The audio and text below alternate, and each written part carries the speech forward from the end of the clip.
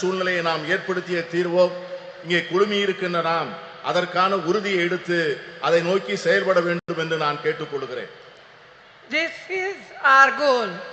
This will be the India Alliance goal, and this is what we women must fight for. If we fight for all together, we shall be victorious. இதை India கூட்டணியை சார்ந்த கட்சிகள் நிச்சயமாக செய்யும். நாம் அனைவரும் சேர்ந்து போராடுவோம். நாம் அனைவரும் சேர்ந்து நிச்சயமாக இதனை சாதிப்போம். We shall be victorious. வெற்றி நமதே. நன்றி. நன்றியோடு உழைப்போம். வெற்றி நமது.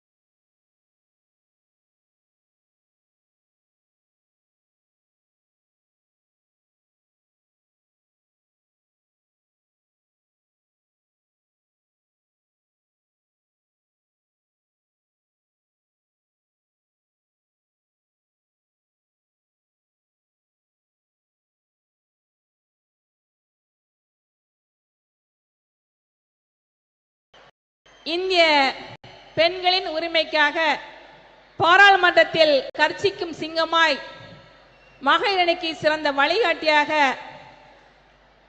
வரலாற்று சிறப்புமிக்க இந்த மகளிர் உரிமை மாநாட்டில் இந்திய கூட்டணியின் பெண் தலைவர்கள் எல்லாம் ஒரே மேடையில் வருகை தர செய்து மகளிர் அணிக்கு வரலாற்று மிக்க சிறப்புமிக்க பெருமை பெற்று தந்த நம்முடைய கழக துணை பொதுச் செயலாளர், கழக நாடாளுமன்ற துணைத் தலைவர் அருமை சகோதரி கனிமொழி அவர்களை வருக வருக என்று வரவேற்றுக் கொள்கின்றேன்.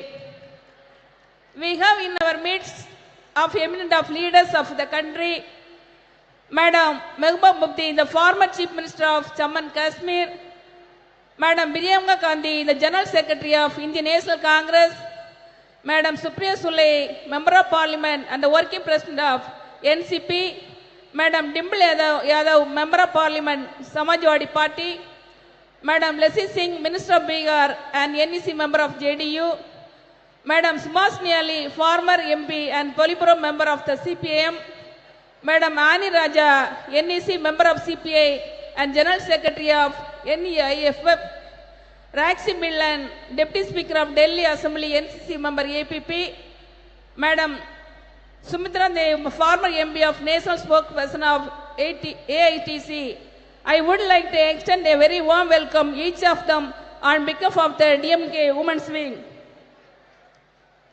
இந்த வரலாற்று சிறப்புமிக்க மாநாட்டில் இன்று மேடையில் அமர்ந்திருக்க வேண்டிய நம்முடைய கழக பொதுச் செயலாளர்கள் மகளிர் உரிமை மாநாடு என்பதற்காக இன்று நாங்கள் எப்படி இந்த நிகழ்ச்சி நடைபெறுவது என்பது இந்த பார்வையாளராக எங்களை வாழ்த்திக் கொண்டிருக்கும் கழக அவர்களே, கழக பொருளாளர் அவர்களே, முதன்மை செயலாளர் அவர்களே, துணை பொதுச் செயலாளர்கள், இளைஞரணி செயலாளர் அமைச்சர் உதயநிதி ஸ்டாலின் அவர்களே, இந்த மாநாடு சிறப்பாக நடைபெறுவதற்கு காரணமாகின்ற காஞ்சிபுரம் வடக்கு மாவட்ட செயலாளர் மரியாதை அமைச்சர் அன்பரசன் அவர்களே, இந்த மாநாட்டு இவ்வளவு வெற்றிகரம் நடைவதற்கு எல்லா பணிகளையும் முன்னின்று செய்த சென்னை தெற்கு மாவட்ட செயலாளர் சுகாதார அமைச்சர் மா சுப்பிரமணியன் உட்பட கலந்து கொண்டு சிறப்பித்துக் கொண்டிருக்கின்ற மாண்புமிகு அமைச்சர் பெருமக்கள், தலைமை கழக நிர்வாகிகள், மாவட்ட கழக செயலாளர்கள்,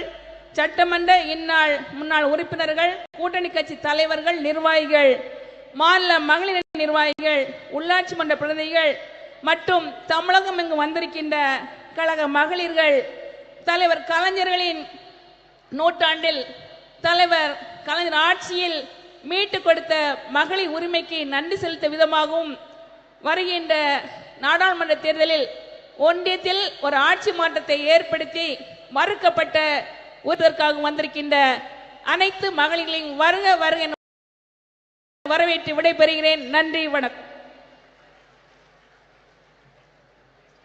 நன்றி. விருந்தினர்களை சிறப்பிக்கும் தருணம். டைம் டு ஃபெலிசிட்டேட் அவர் டிக்னிட்டரிஸ். மாண்புமிகு தமிழ்நாடு முதலமைச்சர் அவர்கள் திருமிகு மெஹபூபா முஃப்தி அவர்களுக்கு நினைவு பரிசு வழங்கி சிறப்பிப்பார்கள்.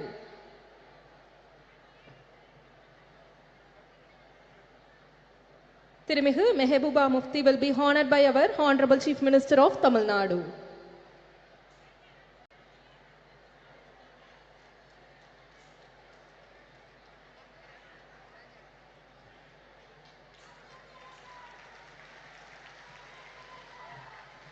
மாண்புமிகு தமிழ்நாடு முதலமைச்சர் அவர்கள் திருமிகு பிரியங்கா காந்தி வத்ரா அவர்களுக்கு பரிசு வழங்கி சிறப்பிப்பார்கள்.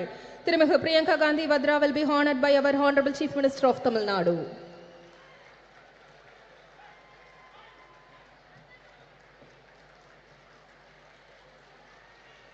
மாண்புமிகு தமிழ்நாடு முதலமைச்சர் அவர்கள் திருமிகு சுபாஷினி அவர்கள் அலியாருக்கு நினைவு பரிசு வழங்கி சிறப்பிப்பார்கள். திருமிகு Supriya Sule will be honored by our Honorable Chief Minister of Tamil Nadu.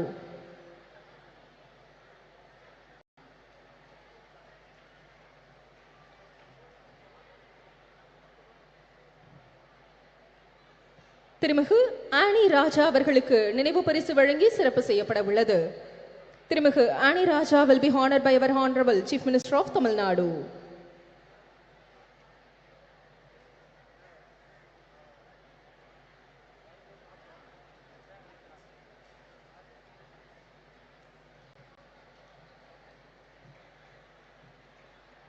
திருமிகு டிம்பிள் யாதவ் அவர்களுக்கு நினைவு பரிசு வழங்கி சிறப்பிக்கும் தருணம். திருமிகு Dimple Yadav will be honored by our Honorable Chief Minister of Tamil Nadu.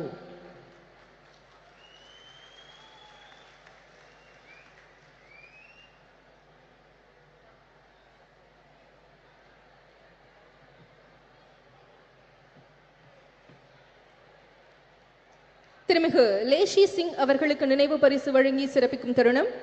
திருமிகு லேஷி Singh will be honored by our Honorable Chief Minister of Tamil Nadu.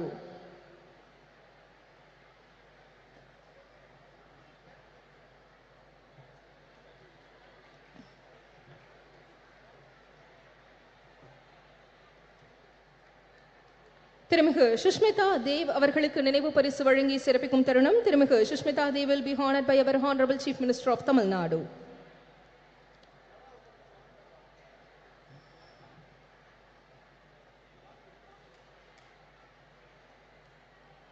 திருமிகு ராக்கி பிட்லன் அவர்களுக்கு நினைவு பரிசு வழங்கி சிறப்பிக்கும் தருணம். திருமிகு rakhi பிட்லன் will be honored by our Honorable Chief Minister of Tamil Nadu.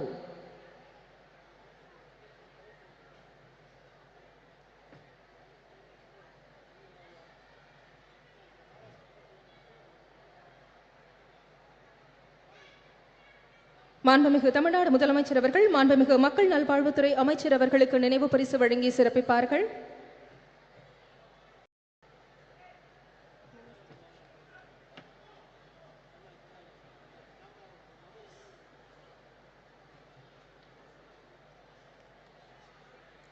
மாண்புமிகு மருத்துவம் மற்றும் மக்கள் நல்வாழ்வுத்துறை அமைச்சர் அவர்களுக்கு நினைவு பரிசு வழங்கி சிறப்பிக்க உட்பட உள்ளது.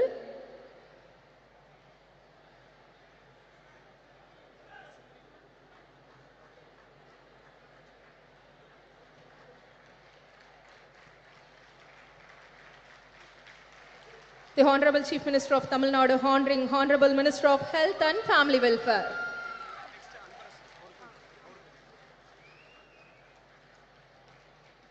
மாண்புமிகு தமிழ்நாடு முதலமைச்சர் அவர்கள் மாண்புமிகு சிறு குறு மற்றும் நடுத்தர தொழில் நிறுவனங்கள் துறை அமைச்சர் அவர்களுக்கு நினைவு பரிசு வழங்கி சிறப்பிப்பார்கள். The Honorable Chief Minister of Tamil Nadu will be honoring the Honorable Minister of Micro, Small and Medium Enterprises.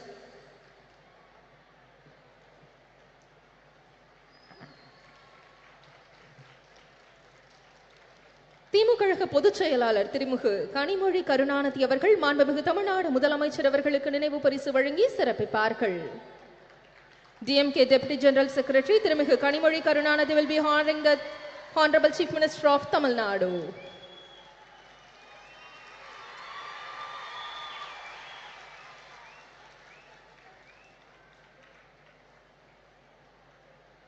நன்றி.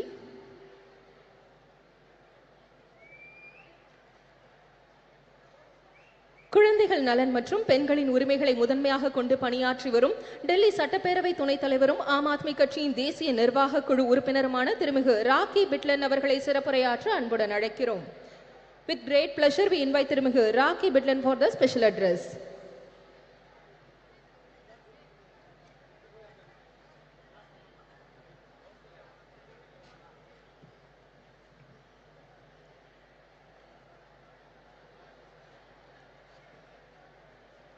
बहुत बहुत धन्यवाद। मंच पर उपस्थित समस्त सम्मानित अतिथिगण, मेरे समक्ष बैठे चेन्नई के तमाम सम्मानित मतदाता, आज के इस कार्यक्रम को आयोजित करने से पहले मैं धन्यवाद देना चाहती हूं तमिलनाडु के मुख्यमंत्री श्री M.K. स्टालिन जी को, DMK की सांसद सुश्री कनिमोझी जी को, जिन्होंने ये कार्यक्रम को आयोजित किया, और देश भर से अलग अलग पार्टियों का प्रतिनिधित्व करती हुई आए हुए तमाम सम्मानित अतिथिगण जो मंच पर विराजमान है। मैडम सोनिया जी, आप सबका मैं दिल की गहराइयों से बहुत बहुत धन्यवाद करती हूँ, बहुत बहुत आभार प्रकट करती हूँ।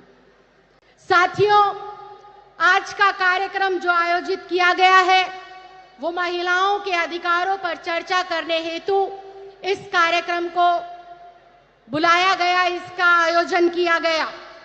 महिलाएं जो इस देश की आधी आबादी है, महिलाएं जो हमारे समाज का अभिन्न अंग है, महिलाएं जो इस देश की व्यवस्था को सुव्यवस्थित करने के लिए अपना अभूतपूर्व योगदान देती हैं। ऐसी महिलाओं के अधिकारों के ऊपर आज चर्चा करने के लिए हमारी जैसी बहनें, हमारी जैसी बेटियां जो दूर दराज गांव में उन हजारों हजार महिलाओं, अम्बेडकर जी ने कानून बनाकर महिलाओं को समाज में समानता का अधिकार दिया, महिलाओं को समान शिक्षा और समान वेतन पाने का अधिकार दिया, महिलाओं को चार दीवारी से बाहर निकलकर अपने जीवन को अपने मुताबिक जीने का अधिकार दिया।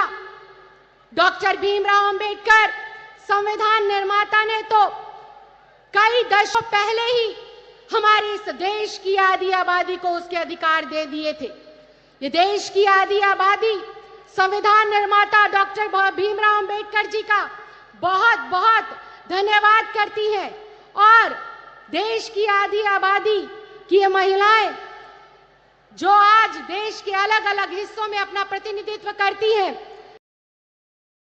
जैसी देश में जब ऐतिहासिक लॉन्चिंग हुई तो उसके अंदर भी जो महत्वपूर्ण योगदान है वो हमारे भारतवर्ष की बेटियों का रहा है, भारत की महिलाओं का रहा है।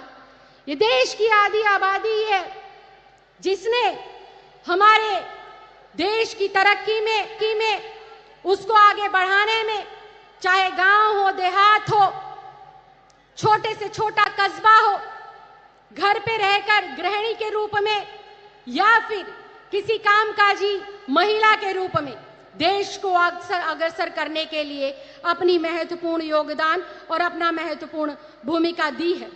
डॉक्टर भीमराव अंबेडकर जी का संविधान जहां महिलाओं को अपनी प्रतिभा के अनुसार अपना कर, और अगर मैं अपनी बात करूं तो डॉक्टर भीमराव अंबेडकर जी के आशीर्वाद से ही मैं उस माँ की बेटी हूं जो दिल्ली के एक सरकारी स्कूल में सफाई कर्मचारी है, लेकिन डॉक्टर भीमराव अंबेडकर जी की वजह से, भारत देश के लोकतंत्र की खूबसूरती की वजह से और आम आदमी पार्टी के राष्ट्रीय संयोजक अरविंद केजरीवाल जी के आशीर्वाद की वजह से आज ये दिल्ली की बेटी अपनी पार्टी का और अपनी सरकार का प्रतिनिधित्व आप लोगों के समक्ष कर रही है। ये देश के लोकतंत्र की ही खूबसूरती है।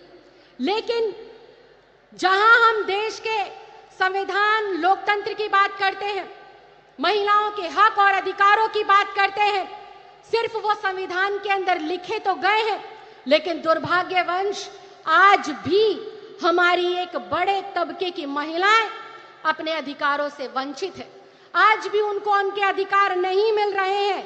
देश की महिलाएं 21वीं सदी के अंदर आजादी के 75 सालों के अंदर पूरे देश में शिक्षा जो पाती हैं पुरुषों के मुकाबले वो महज 65% है, जो कि बेहद चिंता का विषय है, बेहद सोच का विषय है।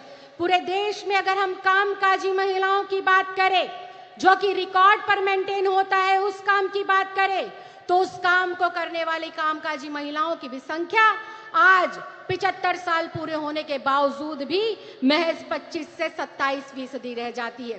भारतीय राजनीति की बात करें, मंच पर बहुत मुझसे भी ज्यादा प्रसिद्ध, मुझसे भी ज्यादा लोकप्रिय, मुझसे भी ज्यादा ताकतवर और जिम्मेदार महिलाएं विराजमान हैं और मैं इनके समक्ष इस बात को रख रही हूं और ये मेरी बात से सहमति भी जताएंगी कि राजनीति के अंदर महिलाओं का जो प्रतिनिधित्व है वो भारत के लोकतंत्र के लिए, हमारे देश की महिलाओं के लिए बेहद सोच का विषय है।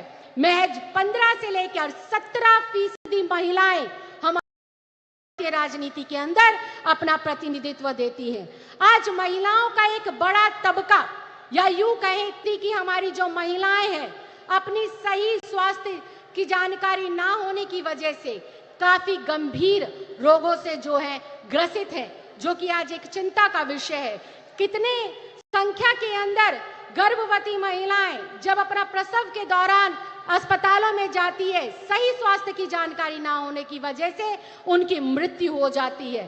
तो ये बेहद दुख का विषय है कि आज हम लोग आजादी के 75 साल मना रहे हैं, आजादी का अमृत काल मना रहे हैं, उसके उलट जो इस देश का अभिन्न अंग है, जो इस देश की जनसंख्या का 50% है, उसके भी आज हम स्वास्थ्य की चिंता, उसके शिक्षा की चिंता, उसकी सुरक्षा की चिंता, उसके रोजगार की चिंता के ऊपर आज इतना बड़ा सम्मेलन कर रहे हैं। इसके उलट अगर देखें पिछले 75 सालों के अंदर आजादी के बाद भी संविधान में अपने अधिकारों को प्राप्त करने के बावजूद भी आज महिलाओं के लिए क्या बढ़ रहा है? महिलाओं के लिए क्राइम दिन प्रतिदिन बढ़ रहा है। दूर दराज में रहने वाली कोई बेटी हो या शहर के बीचों बीच रहने वाली कोई बुजुर्ग महिला हो, हर वक्त 24 घंटे हर पहर वो असुरक्षा के भाव में जीती है। चाहे वो कोई कस्बा हो, चाहे गांव हो, देश की राजधानी हो, किसी शहर की, प्रदेश की राजधानी हो, आज हमारी बहन बेटियों के अंदर, आज हमारी महिलाओं के अंदर असुरक्षा का भाव हर वक्त उनके दिमाग में रहता है। इसके साथ साथ अशिक्षा का जो माहौल है, अशिक्षा का जो आंकड़ा है, वो जैसे जैसे आजादी का हमारा देश का समय बढ़ता जा रहा है, महिलाओं की अशिक्षा का आंकड़ा उतनी तेजी से बढ़ता जा रहा है। इसके साथ साथ घरेलू हिंसा हो, अत्याचार हो, महिलाओं की आवाज को दबाने वाले जो है अपराध हो, नित बढ़ता जा रहा है, जो कि बेहद दुर्भाग्यपूर्ण है। संविधान के अंदर तो, सरकारों के अंदर तो हम लोगों ने सिर्फ कागजों के ऊपर अपनी बेटियों को, अपनी महिलाओं को, अपनी बहनों को हक और अधिकार दिए हैं, लेकिन वास्तव में आज जरूरत है उन हक को, उन अधिकारों को जमीन पर उतारकर उनकी झोली में डालने का, उनको लाभ पहुंचाने का। आज जरूरत है समाज के तमाम बुद्धिजीवियों को, आज जरूरत है तमाम राजनीतिक दलों के, राजनीतिक लोगों को, आज जरूरत है जो है केंद्र की सरकार में बैठे हुए लोगों को और राज्य की सरकारों में बैठे हुए लोगों को ये सोचने की, इस पर मंथन करने की, इस पर चिंतन करने की जरूरत है कि हम हमारी बेटियों के अंदर से यह असुरक्षा का भाव कैसे खत्म करें, कैसे हम इस देश की प्रगति में अपना महत्वपूर्ण योगदान देने वाली देश की आधी आबादी जो हमारी बहनें हैं, जो हमारी माएं हैं, इनको कैसे हम बेहतर से बेहतर सुरक्षा दे, रोजगार के बेहतर से बेहतर अवसर दान करें। आज राजनीति के अंदर जितनी महिलाओं की जरूरत है, उससे कहीं ज्यादा मुझे लगता है कि उन महिलाओं की जरूरत है जो गलियों में, कस्बों में, गली में, मोहल्लों में जाकर महिलाओं को उनके हक के लिए जागने का काम करे, उनको जागरूक बनाने का काम करे और आगे बढ़ाने का काम करे। मैं एक बार फिर से दिल की गहराइयों से बहुत बहुत धन्यवाद देना चाहती हूँ, बहुत बहुत आभार प्रकट करना चाहती हूँ तमिलनाडु की सरकार का और यहाँ पर आए हुए तमाम लोगों का, तमाम आयोजनकर्ताओं का कि आपने देश की 75वीं वर्षगांठ जो खत्म हो गई है, अमृत काल के मौके पर इस ज्वलंत मुद्दे को उठाया। देश की जरूरत है आज महिलाओं को सशक्तिकरण देने की, देश की जरूरत है आज महिलाओं को उनके अधिकार देने की, और देश को आज जरूरत है आखिरी पंक्ति में खड़ी हुई महिला को शिक्षित करने की, रोजगार देने की। आपने मुझे बोलने का मौका दिया, इसके लिए मैं बहुत बहुत धन्यवाद देती हूं, बहुत बहुत आभार प्रकट करती हूं। जय हिंद, जय Bharat. Thank you, ma'am, for your special address. பெண்ணுரிமைக்கு தொடர்ந்து குரல் கொடுத்து வருபவரும் திரிணாமுல் காங்கிரஸ் கட்சியின் தேசிய செய்தி தொடர்பாளருமான திருமிகு சுஷ்மிதா தேவ் அவர்களை சிறப்புரையாற்ற அன்புடன் அழைக்கிறோம். It is our privilege and honor to invite திருமிகு Sushmita Dev, national spokesperson for the Trinamool Congress, well known for her unwavering dedication to championing women's rights, to deliver the special address.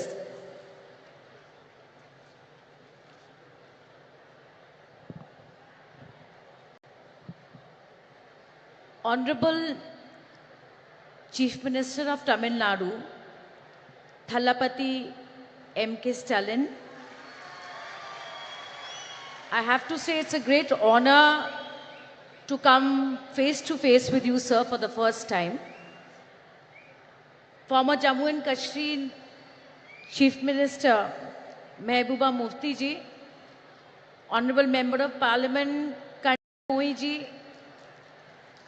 Indian National Congress General Secretary Priyanka Gandhi ji, NCP Working President Supriya Sule ji, Subhasini Ali ji, Miss Annie Raja, Leshi Singh ji, Rakhi Bidlan ji, and many of the eminent members of parliament, MLAs, ministers of the DMP party, and the electrifying caucus of women who have gathered here today to pay tribute to their great leader, Dr. Karunanidhi ji. I am absolutely elated to represent my party, All India Trinamool Congress, in the centenary year celebration of Kalangyar Dr. Karunanidhi, the longest serving Chief Minister of Tamil Nadu.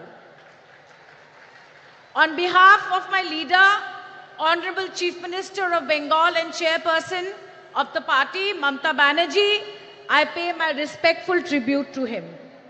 This is a significant platform to speak about the future of women in India. The esteemed speakers here on stage and everybody attending this discussion today will agree that Dr. Karunanidhi has a legacy of work driven towards social justice and equality of all. His initiatives were path-breaking, not just for women, but I have to say, for the third gender. He set a new precedent in Tamil Nadu by starting a welfare board for them. Till today, he is remembered for giving equal right to women to ancestral property for the first time in India. And last but not the least, a jobs quota, a government jobs quota was given by Karunanidhi ji in Tamil Nadu. And undoubtedly, Thiru Stalin, Honorable Chief Minister, is taking this legacy forward with much vigor. I would like to tell the Chief Minister that I Googled and I could not finish counting the number of welfare policies Thiru Stalin has done for the women of Tamil Nadu. The backdrop of this meeting is all of us have come together, look to assess and look at the future of women in India. And what is the backdrop? The backdrop is the recently passed Women's Reservation Bill in the month of September. Historically, if we look at the debates of the Constituent Assembly, we will see that the women members of the constituency were in two minds whether there should be reservation or not. But they believed that political segregation was not the way and it would amount to dilution of equality. But my friends, that we all have to agree that in the last 72 years of electoral and party politics, the trend of women's participation in our great country is rather dismal. Therefore, started the churning for affirmative action. Why affirmative action? Because after independence, despite the role the women of India had played in the independence war and thereafter, we could not rid our societies of gender roles and patriarchy. Women have proved their ability to compete, and if I may say so, they have been but better than men in many aspects. Yet, political participation is dwindling. I am pained to say that we all today alone can succeed. I strongly believe that every single political party is a gateway to politics for women of India. The All India Trinamool Congress and my leader, Mamta Banerjee, implemented women's reservation during the 2019 parliamentary elections. She gave 41% nominations to women. And let me tell you, it was not an easy election for her. The 17 women who got tickets, I am proud to say that the 9 of them today are sitting in the Lok Sabha. Now, every 1 in 3 women in the Lok Sabha are from the Trinamool Congress. As the only woman chief minister of the country today, her own story, even her critics would admit, is one of resilience and grit. She faced every imaginable challenge, right from physical violence to patriarchy and even poverty, but stood tall through it. Once she succeeded, she used her party's capacity and her popularity to walk the talk and bring women to the forefront. Friends, compare Mr. Narendra Modi, the Prime Minister of India. His Beti Bachao and Beti Padhao campaign is nothing but an advertising and PR excess for Prime Minister Modi. I am sad to say that Nirbhaya shook the nation, but the funds remains unutilized. I am happy that women got the Ujjwala scheme, but the majority have rejected it.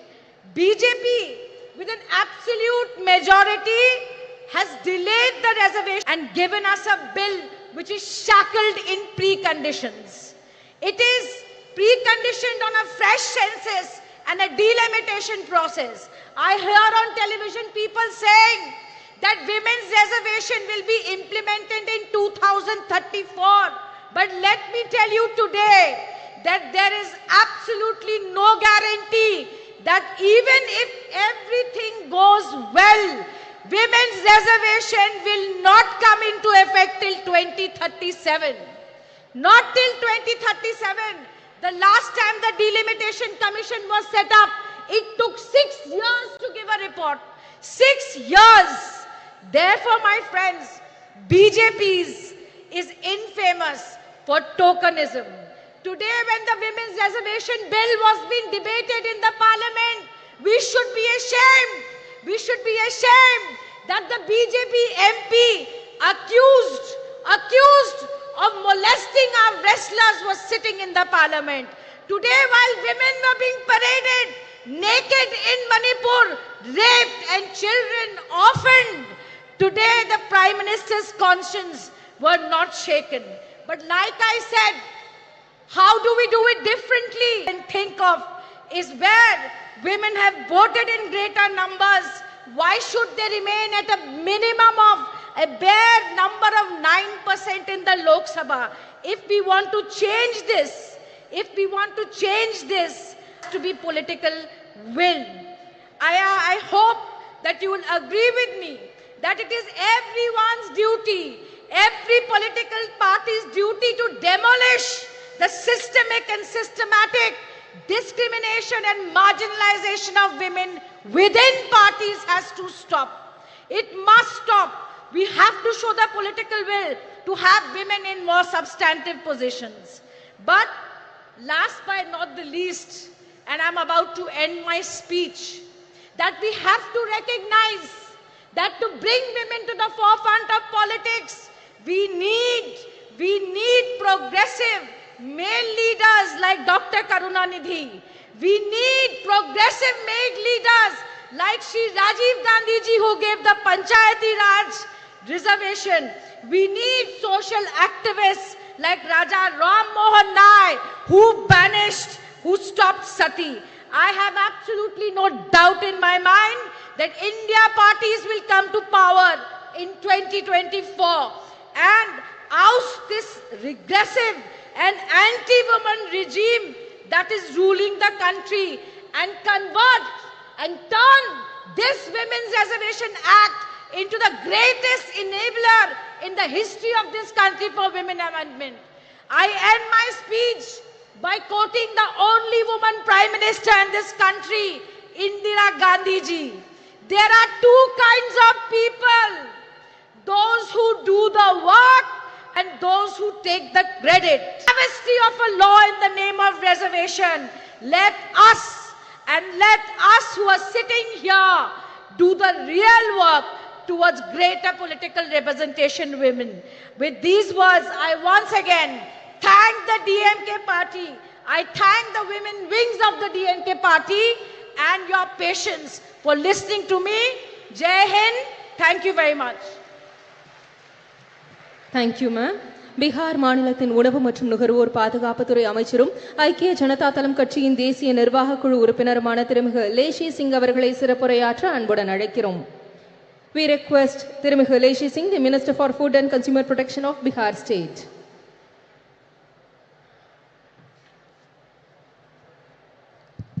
धन्यवाद। आज महिला अधिकार सम्मेलन में सर्वप्रथम मैं party Janata Dal United की ओर से उपस्थित महिला बहनों का हार्दिक अभिनंदन करती हूं। मैं आभार प्रकट करना चाहती हूं हमारे माननीय मुख्यमंत्री श्री नीतीश, जनता दल यूनाइटेड के राष्ट्रीय अध्यक्ष आदरणीय ललन सिंह जी का, जिन्होंने इस ऐतिहासिक कार्यक्रम में मुझे प्रतिनिधित्व करने का अवसर प्रदान किया। मैं धन्यवाद देना चाहूँगी देश की चर्चित प्रसिद्ध महिला नेत्री, डीएम के सांसद बड़ी बहन आदरणीय कनिमोझी जी का, जिन्होंने मुझे व्यक्तिगत रूप से दूरभाष पर संपर्क कर इस प्रोग्राम में आने के लिए आमंत्रित किया। मैं जनता दल यूनाइटेड की ओर से इस कार्यक्रम में उपस्थित इस लोकप्रिय मुख्यमंत्री आदरणीय M.K. स्टालिन जी, कांग्रेस की राष्ट्रीय महासचिव एवं देश की महिला बहनों की प्रेरणा स्रोत आदरणीय बहन प्रियंका गांधी जी, जम्मू कश्मीर की पूर्व मुख्यमंत्री एवं पीडीपी पार्टी की अध्यक्ष महबूबा मुफ्ती जी, देश की प्रसिद्ध वरिष्ठ सांसद एवं एनसीपी पार्टी की कार्यकारी अध्यक्ष बहन सुप्रिया सूले जी, समाजवादी पार्टी की नेता एवं माननीय सांसद बहन डिम्पल यादव जी, पूर्व सांसद एवं सीपीआईएम पार्टी की पोलित ब्यूरो सदस्य राष्ट्रीय प्रवक्ता बहन सुष्मिता देव जी, सीपीआई की राष्ट्रीय कार्यकारिणी की सदस्य NFIW की राष्ट्रीय महासचिव बड़ी बहन एनी राजा जी, दिल्ली विधानसभा की माननीय उपाध्यक्ष एवं आम आदमी पार्टी की राष्ट्रीय कार्यकारिणी की सदस्य बहन राखी बिरला जी का मैं अभिनंदन करती हूँ। बहनों, कहा जाता है कि यत्र नारी पूज्यन्ते तत्र देवता, यानी जहाँ नारी की पूजा होती है वहाँ देवता का वास होता है। हम नारी सर्वशक्तिमान हैं। नारी के बिना संसार में मानव जाति की सृजन की कल्पना नहीं की जा सकती है। इसी शक्ति को सम्मान देने के लिए हमारे बिहार में माननीय मुख्यमंत्री श्री नीतीश कुमार जी ने सत्ता संभालते ही 2006 से पंचायती राज संस्थानों में एवं 2007 से नगर निकाय के निर्वाचन में महिलाओं के लिए 50% आरक्षण दिया जा रहा है। वहीं प्राथमिक शिक्षक नियोजन में 50% आरक्षण महिलाओं के लिए सुरक्षित है। राज्य में पहली बार पुलिस महिला बटालियन का गठन किया गया है। राज्य के सभी 40 पुलिस जिलों एवं 4 रेल पुलिस जिलों में एक महिला थाना की स्थापना किया गया है। राज्य में अनुसूचित जनजाति की महिलाओं के लिए स्वाभिमान बटालियन का गठन किया गया है। वहीं पुलिस बल में सिपाही से अवर निरीक्षक तक के पदों में सीधी नियुक्ति में महिलाओं के लिए 35% आरक्षण की व्यवस्था की गई। सरकारी सेवाओं संवर्गों के सभी स्तर के एवं सभी प्रकार के पदों पर सीधी नियुक्ति में 35% आरक्षण दिया ही जा रहा है। एक उदाहरण मात्र मैं देना चाहूंगी। बिहार राज्य में 1,07,431 पंच के पद पर कुल 63,974 पंच की सीट पर महिला जीतकर आई है। 30 जिला परिषद अध्यक्ष में 29 महिला जिला परिषद अध्यक्ष। वहीं कुल 8,058 मुखिया में कुल 4209 मुखिया पद पर आसीन है। पंचायती राज व्यवस्था में महिलाओं को आरक्षण देने की नेक सोच रखने वाले देश के हमारे भूतपूर्व प्रधानमंत्री स्वर्गीय राजीव जी को भी मैं स्मरण करना चाहूंगी। आज स्वर्गीय राजीव गांधी जी रहते तो महिलाओं को देश की संसद और विधानसभाओं में कब का 1/3 आरक्षण मिल गया होता। हमारे बिहार में नारी सशक्ति के अग्रणी नेता माननीय मुख्यमंत्री श्री नीतीश कुमार जी द्वारा ऐतिहासिक कदम उठाए गए, जिनकी चर्चा करूंगी तो काफी वक्त लग सकता है। मुख्यमंत्री बालिका पोशाक योजना, छात्रवृत्ति योजना, साइकिल योजना, बालिका प्रोत्साहन योजना, बिहार स्टूडेंट क्रेडिट कार्ड योजना, मुख्यमंत्री किशोरी स्वास्थ्य कार्यक्रम आदि अवसर प्रदान किया गया है। मुख्यमंत्री कन्या उत्थान योजना, लक्ष्मीबाई पेंशन योजना, मुख्यमंत्री नारी शक्ति योजना से महिलाओं को काफी लाभ पहुंचा है। जो महिला को कभी अबला कहा जाता था, उसे सबला बनाने के लिए हमारे माननीय मुख्यमंत्री श्री नीतीश कुमार जी प्रयास कर रहे हैं। मुख्यमंत्री महिला उद्यमी योजना चलाया जा रहा है। वहीं महिलाओं को सरकारी नौकरी में तो 35% आरक्षण दिया ही जा रहा है। तमिलनाडु में भी भूतपूर्व मुख्यमंत्री अभिभावक समान स्वर्गीय करुणानिधि जी के द्वारा महिलाओं के लिए कई योजनाएं चलाई गई। उन्हीं के पद चिन्हों पर चलकर वर्तमान मुख्यमंत्री स्टालिन जी भी महिलाओं को सम्मानित व गौरवान्वित करने का अवसर प्रदान किया है। हम इसके लिए आदरणीय स्टालिन जी का समस्त महिला बहनों की ओर से आभार प्रकट करती हूं और धन्यवाद देती हूं। एक तरफ स्वर्गीय राजीव गांधी जी, स्वर्गीय करुणानिधि जी, माननीय मुख्यमंत्री नीतीश कुमार जी, माननीय मुख्यमंत्री स्टालिन जी, माननीय मैडम सोनिया गांधी जी, जिन्होंने महिलाओं के हित में इतने ऐतिहासिक कदम उठाए हैं, लेकिन उसका ढिंढोरा नहीं पीटा जा रहा है, मार्केटिंग नहीं किया जा रहा है। बस सेवा भाव से महिलाओं को अधिकार प्रदान कर सशक्त करने के लिए काम किया जा रहा है। दूसरी ओर केंद्र की भाजपा सरकार, जिनके नेता नरेंद्र मोदी जी महिलाओं के लिए कुछ नहीं किया, बस योजनाओं को ब्रांडिंग कर अपने चेहरे को बढ़ाने चमकाने का काम किया। अभी हाल ही में महिला आरक्षण बिल को देश की संसद में भाजपा सरकार की ओर से लाया गया। सभी दलों ने मिलकर उसे पारित किया। इससे पहले भी मैडम सोनिया गांधी जी के प्रयास से डॉक्टर मनमोहन जी की सरकार ने प्रयास किया था। इस बिल का नाम नारी शक्ति वंदन अधिनियम रखा गया। बहनों भाइयों, लेकिन ये नारी शक्ति वंदन के बजाय मोदी वंदन बनकर रह गया। इस बिल में कब आरक्षण लागू होगा, कोई समय सीमा नहीं बताया गया। वंचित अति पिछड़े वर्गों का ख्याल नहीं रखा गया है।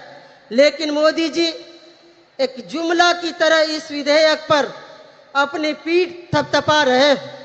नारी वंदन के बजाय नरेंद्र मोदी महिलाओं से आरती उतरवा रहे हैं, अपना चरण वंदन करवा रहे हैं। उनका इस बिल से कोई लेना देना नहीं है। सिर्फ अपना चेहरा चमकाने के लिए इस तरह का बिल पेश किया गया। माननीय मैडम सोनिया जी, मैं तमाम प्रियंका गांधी जी, तमाम यहाँ पर जितनी भी महिला नेत्री हैं, मैं उनको आश्वस्त करना चाहूँगी, मोदी सरकार देश में आने वाली नहीं है। ये बिल शायद आपके और नीतीश कुमार जी, स्टालिन जी, शरद पवार जी, इंडिया के प्रमुख नेताओं के नेतृत्व में बनने वाली सरकार में ही ये संभव हो पाएगा।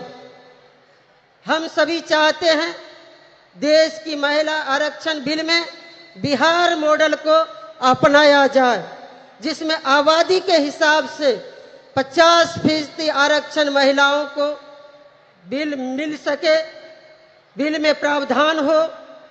इस कार्यक्रम के माध्यम से देश की महिला बहनों से कहना चाहूंगी कि हम महिलाएं किसी क्षेत्र में पुरुषों से कम नहीं है। यहाँ तक कि पुरुषों के तुलना में महिलाएं ज़्यादा ईमानदार, कर्तव्यनिष्ठ हैं। आज महिलाएं हर क्षेत्र में अव्वल होती आ रही है।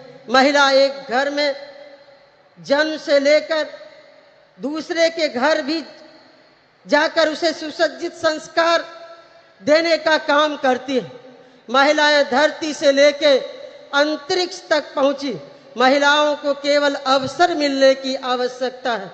महिलाओं को अवसर मिलने पर महिलाओं ने साबित कर दिया है कि पुरुषों से कई ज्यादा गुना काबिलियत महिलाओं में है। देश की महिला प्रधानमंत्री स्वर्गीय इंदिरा गांधी जी इसका सशक्त उदाहरण है, जिन्होंने अपनी नेतृत्व क्षमता से दुश्मन देश के दांत खट्टे कर अपनी दृढ़ इच्छा शक्ति संकल्प के कारण उन्हें आयरन लेडी कहा जाता है। मुझे विश्वास है जिस तरह से इंडिया के नेतागण, चाहे वो माननीय मुख्यमंत्री नीतीश कुमार जी हो, चाहे मैडम सोनिया जी, मैडम प्रियंका गांधी जी, महबूबा जी, स्टालिन जी, मैडम कनिमोझी जी, सुप्रिया सूले जी एवं समस्त मंचासीन विभिन्न विपक्षी नेताओं के दलों के नेताओं के सभी महिला नेतृगण आदि ने महिलाओं को अवसर और संबल प्रदान कर रहे हैं। वो दिन दूर नहीं, महिला इतनी सशक्त होगी कि वेद पुरानों इतिहास में जो उसे शक्ति प्रदान थी वो शक्ति प्राप्त करेंगी, तभी आरक्षण के लिए मुहताज नहीं होना पड़ेगा। मैं विनम्रता के साथ अनुरोध करना चाहूँगी मैडम प्रियंका जी से, मैडम कनिमोझी जी से, मैडम सुप्रिया सूले जी से एवं समस्त मंचासीन सभी महिला नेत्रियों से कि एकजुट होकर देशव्यापी कार्यक्रम के तहत मातृवंदन अभियान पर निकले। हम सभी साथ मिलकर कदम से कदम मिलाकर चलने को तैयार हैं। देश की महिलाएं आप सबों को पुकार रही है, आप आगे बढ़ें, हम सभी साथ हैं। बस आदि आबादी ही नरेंद्र मोदी का हिसाब किताब बराबर कर देंगी। मुझे विश्वास है कि मेरे अनुरोध पर आप सभी विचार करेंगी। अंत में मैं बिहार के माननीय मुख्यमंत्री श्री नीतीश कुमार जी के ओर से यहाँ उपस्थित महिला बहनों को शुभकामना प्रेषित करती हूँ। उनकी ओर से महिलाओं की अधिकार की हर लड़ाई में सहयोग समर्थन का भरोसा देते हुए यही उनका शुभकामना संदेश है। पुनः इस कार्यक्रम में आयोजनकर्ता मैडम कनिमोजी जी, यहाँ के लोकप्रिय मुख्यमंत्री आदरणीय स्टालिन जी एवं समस्त मंचासीन नेताओं बड़ों से आशीर्वाद लेते हुए अपनी वाणी को विराम देती हूँ। जय हिंद, जय Bharat. Thank you, ma'am. Samajwadi கட்சியை சேர்ந்த நாடாளுமன்ற உறுப்பினர் திருமிகு டிம்பிள் யாதவ் அவர்களை சிறப்புரையாற்ற அன்புடன் அழைக்கிறோம். We are delighted to welcome திருமிகு Dimple Yadav. Member of Parliament has demonstrated that women's participation in politics lead to the empowerment of society to deliver special address. Thalapati M.K. Stalin ji, Mrs. Kani Mohi, MP and Deputy General Secretary of DMK, General Secretary of International Congress Priyanka Gandhi ji, MP and Working President of NCP Mrs. Supriya Sule ji, former Chief Minister of Jammu Kashmir, Chairperson PDP Mrs. Mehbooba Mufti ji, former MP and Pilot Bureau Member of CPI-M Mrs. Subhashini Ali ji, National Congress National Executive Committee Member CPI Mrs. Ani Raja ji, Minister of Food and Consumer Protection Government of Bihar Mrs. Leshi Singh ji, Deputy Speaker Delhi Assembly and National Executive Member of AAP Mrs. Rakhi Bidlan ji, former MP and National Spokesperson AITC Mrs. Shushmita Dev ji, and all the dignitaries who are present in front of me, all the distinguished guests and my fellow citizens of India. This day and moment have been 100 years in the making, as today we celebrate the centenary of the DMK patriarch and a great son of soil, a towering leader, a progressive ideologue, a politician par excellence, and the founder of the political movement for the betterment of India and all its people, respected Shri M. Karunanidhi ji. He was popular as Kalanyar and Muttamind Aranyar. Kalanyar was the title of Tamil politics. His life was marked by a relentless struggle for social justice and the empowerment of the marginalized communities, minorities, OBCs, SC/STs, and especially women. His political journey was an unending quest to eradicate social inequalities. He championed the cause for women's rights, advocating for gender equality in a deeply patriarchal society. He advocated affirmative actions to support oppressed, marginalized communities and minorities.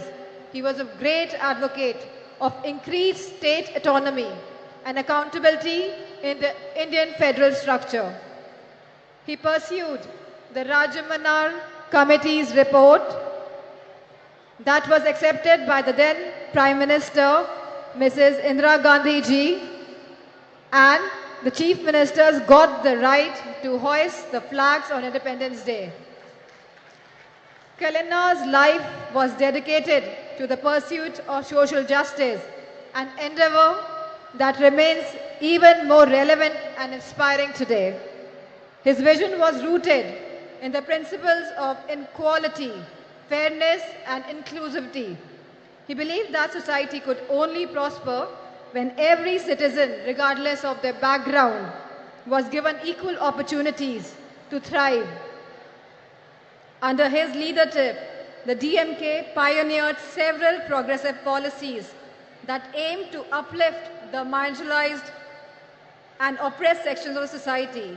His government increased the reservation for backward classes from 25 to 31% and from 16 to 18% for SC/STs, established the first ministry for the welfare of the backward class. As a member of parliament and a woman, I am deeply honored to address you all on this special occasion, and I want to focus on the three fundamental aspects of the vision for India: an unyielding commitment to social justice, tireless effort to protect the dignity of each individual, and untiring advocacy for women's rights.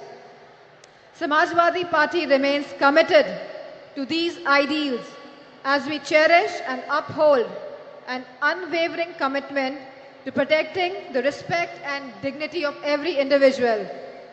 In a diverse India, the protection of cultural and linguistic identities is of paramount importance, as it is the integral to the identity and pride of each and every individual.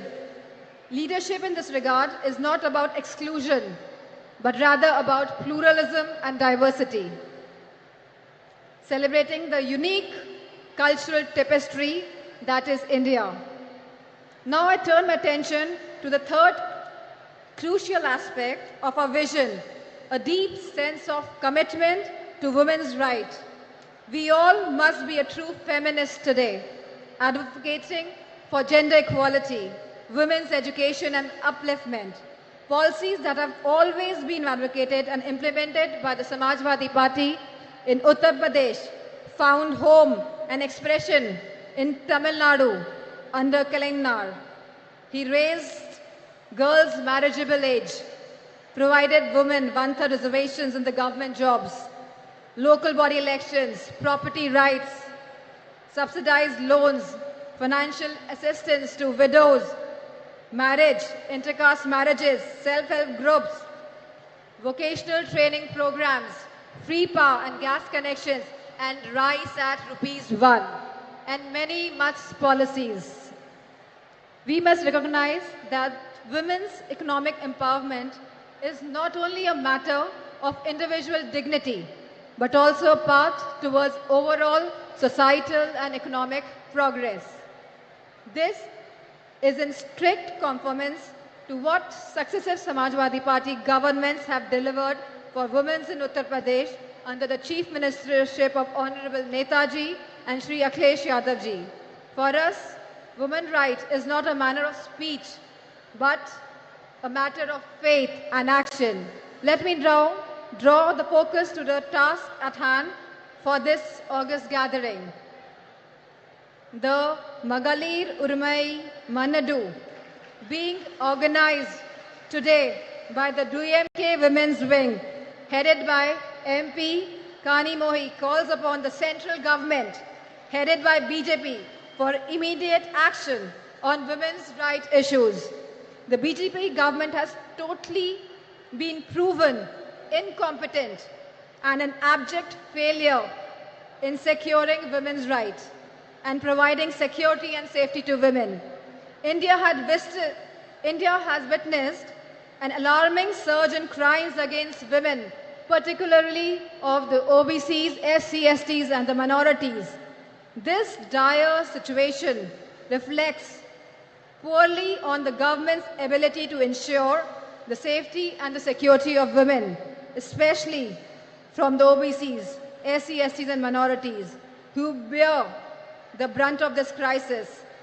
Manipur is a living example today for us.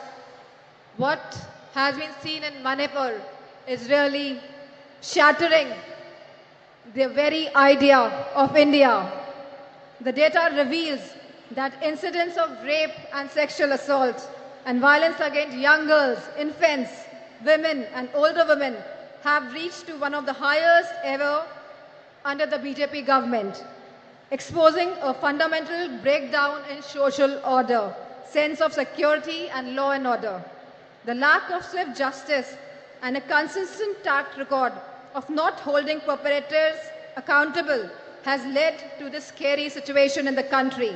This needs to be corrected immediately. Nothing can be allowed to impinge on the right of life.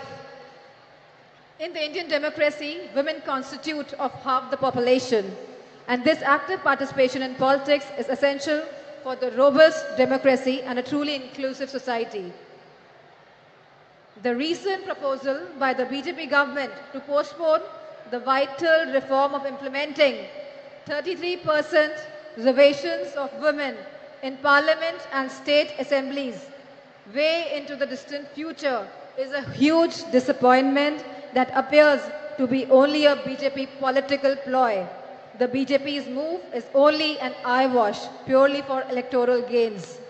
Samajwadi Party's argument for providing separate reservations for OBCs, for SC/STs and minorities is a critical, progressive stance that deserves immediate inclusion and consequent implementation.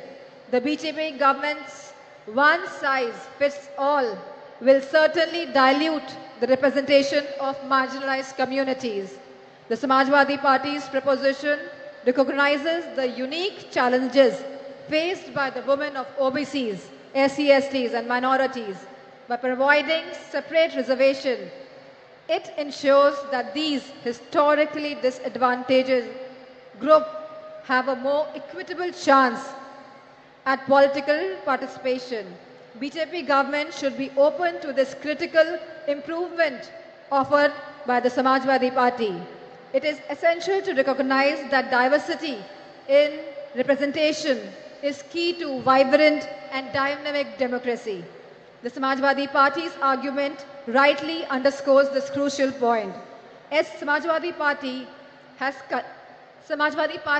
has consistently advocated for women's safety and their rights. We recognize the importance of safe environment for women as a catalyst for the societal change and economic growth. A safe environment empowers women to participate more actively in the workforce, driving India's progress. In fact, Claudia Golden of Harvard, who won the Nobel Prize in Economics, argues for increased women labor force participation rate, validating Samajwadi Party's approach and philosophy on this subject. The time for procrastination has passed.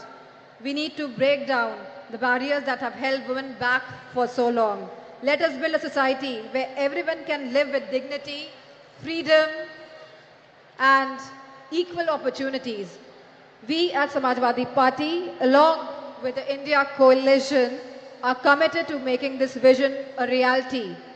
And we urge all the citizens to join us in this essential demand for the coming change. It is an idea whose time has come.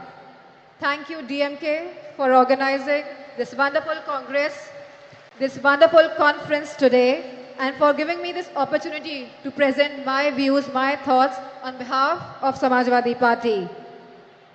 And I thank all the women wing of DMK. Thank you. Jai Hind. Thank you, ma'am. சமத்துவத்தையும் சமூக மாற்றத்தையும் இலக்காக கொண்டு மகளிர் உரிமைகளுக்காக போராடி வரும் இந்திய communist கட்சியின் தேசிய நிர்வாக குழு உறுப்பினரும் இந்திய மாத தேசிய சம்மேளனத்தின் பொதுச் செயலாளருமான திருமிகு ஆனி ராஜா அவர்களை சிறப்புரையாற்ற அன்புடன் அழைக்கிறோம்.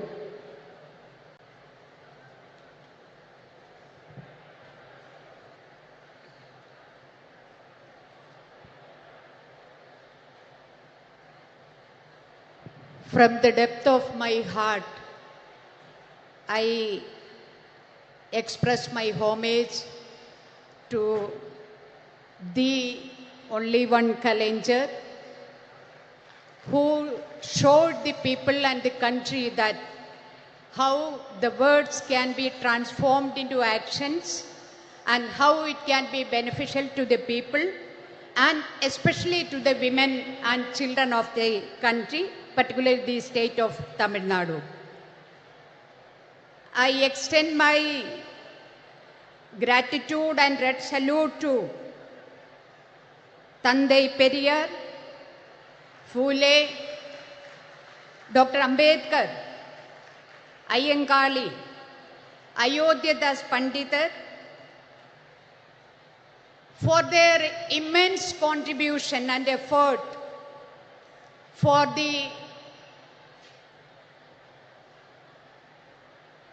today what we have achieved, and today we are standing before you and the party is organizing a meeting for the women to discuss about their rights.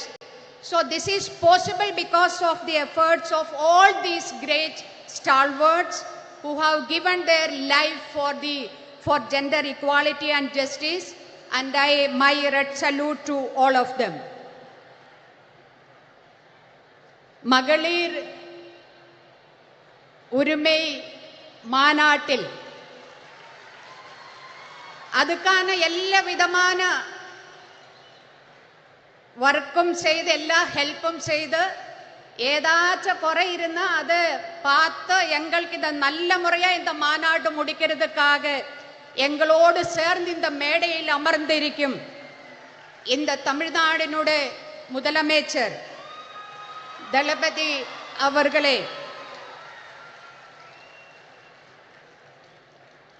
இந்த கூட்டத்தில் நம்மோடு உரையாடுறதுக்கு பேசுறதுக்கு இங்க வருவாயிருக்கிற இந்தியன் நேஷனல் காங்கிரஸினுடைய தலைவி சோனியா காந்தி அவர்களே, மெஹபூபா தோழியர், நான் எல்லோரும் தோழியர் கூப்பிடுறது. I would like to call you all as comrades. So தோழியர் மெஹபூபா முஃப்தி ஜி, தோழியர் பிரியங்கா காந்தி ஜி, தோழியர் கைஜி, தோழியர் சுபாஷினி ஜி, தோழியர் சுப்ரியா சூலே ஜி, தோழியர் டிம்பிள் யாதவ் ஜி, தோழியர் லஷி சிங் ஜி, தோழியர் சுஷ்மிதா தே, தோழியர் ராக்கி, and நம்மளை எல்லோரும் இங்கே வருக வருக என்று வெல்கம் பண்ணி அமர்ந்திருக்கிற தோழியர் ஹெலன் ஜி, உங்களுக்கு எல்லோருக்கும் இந்தியன் கம்யூனிஸ்ட் பார்ட்டி சிபிஐயுடைய இந்திய மாதர் தேசிய சம்மேளனம் NFIWனுடைய நெஞ்சார்ந்த வணக்கத்தையும் வாழ்த்துக்களையும் தெரிவிக்கிறேன். ஒரு முத்தத்தை கொடுக்கிறேன். நம்ம இந்த பெண்கள் உரிமை மாநாடு நடக்கும்போது என்ன நேட்டங்கள் இந்த தமிழ்நாட்டில் பெண்களுக்காக கலைஞரும் அதே மாதிரி டிஎம்கே பார்ட்டியும் இங்க நமக்கு பெற்று தந்திருக்கிறதோ, அதே மாதிரி இந்திய தேசத்தில் நம்ம பெண்கள் என்ன சட்டங்களை என்ன உரிமைகளை நம்ம நேடி இருக்கிறதோ, இந்த போன 75 ஆண்டுக்குள்ளே போராட்டங்கள் பண்ணி நம்ம நேடி இருக்கிறதோ, அந்த அத்தனை உரிமைகளையும் பறிக்கிற மாதிரி தான் இன்னைக்கு மத்தியில் ஒன்றிய ஆட்சி இந்த தேசத்தை ഭരിച്ചു കൊണ്ടിരിക്കുന്നത്. மனுவாதி பாசிசம் இந்தியாவில் எல்லா இடத்திலுமே பாம்பு மாதிரி, விஷப்பாம்பு மாதிரி பத்தி விடர்த்தி ஆடுறத ஒரு நிலைமையை பார்க்கிறது. மதேதர மதசார்பற்ற இந்தியாவினுடைய பாராளுமன்றத்தில் இன்னைக்கு கேட்கிறது ஜெய் ஸ்ரீராம் എന്നൊരു குரல் தான்.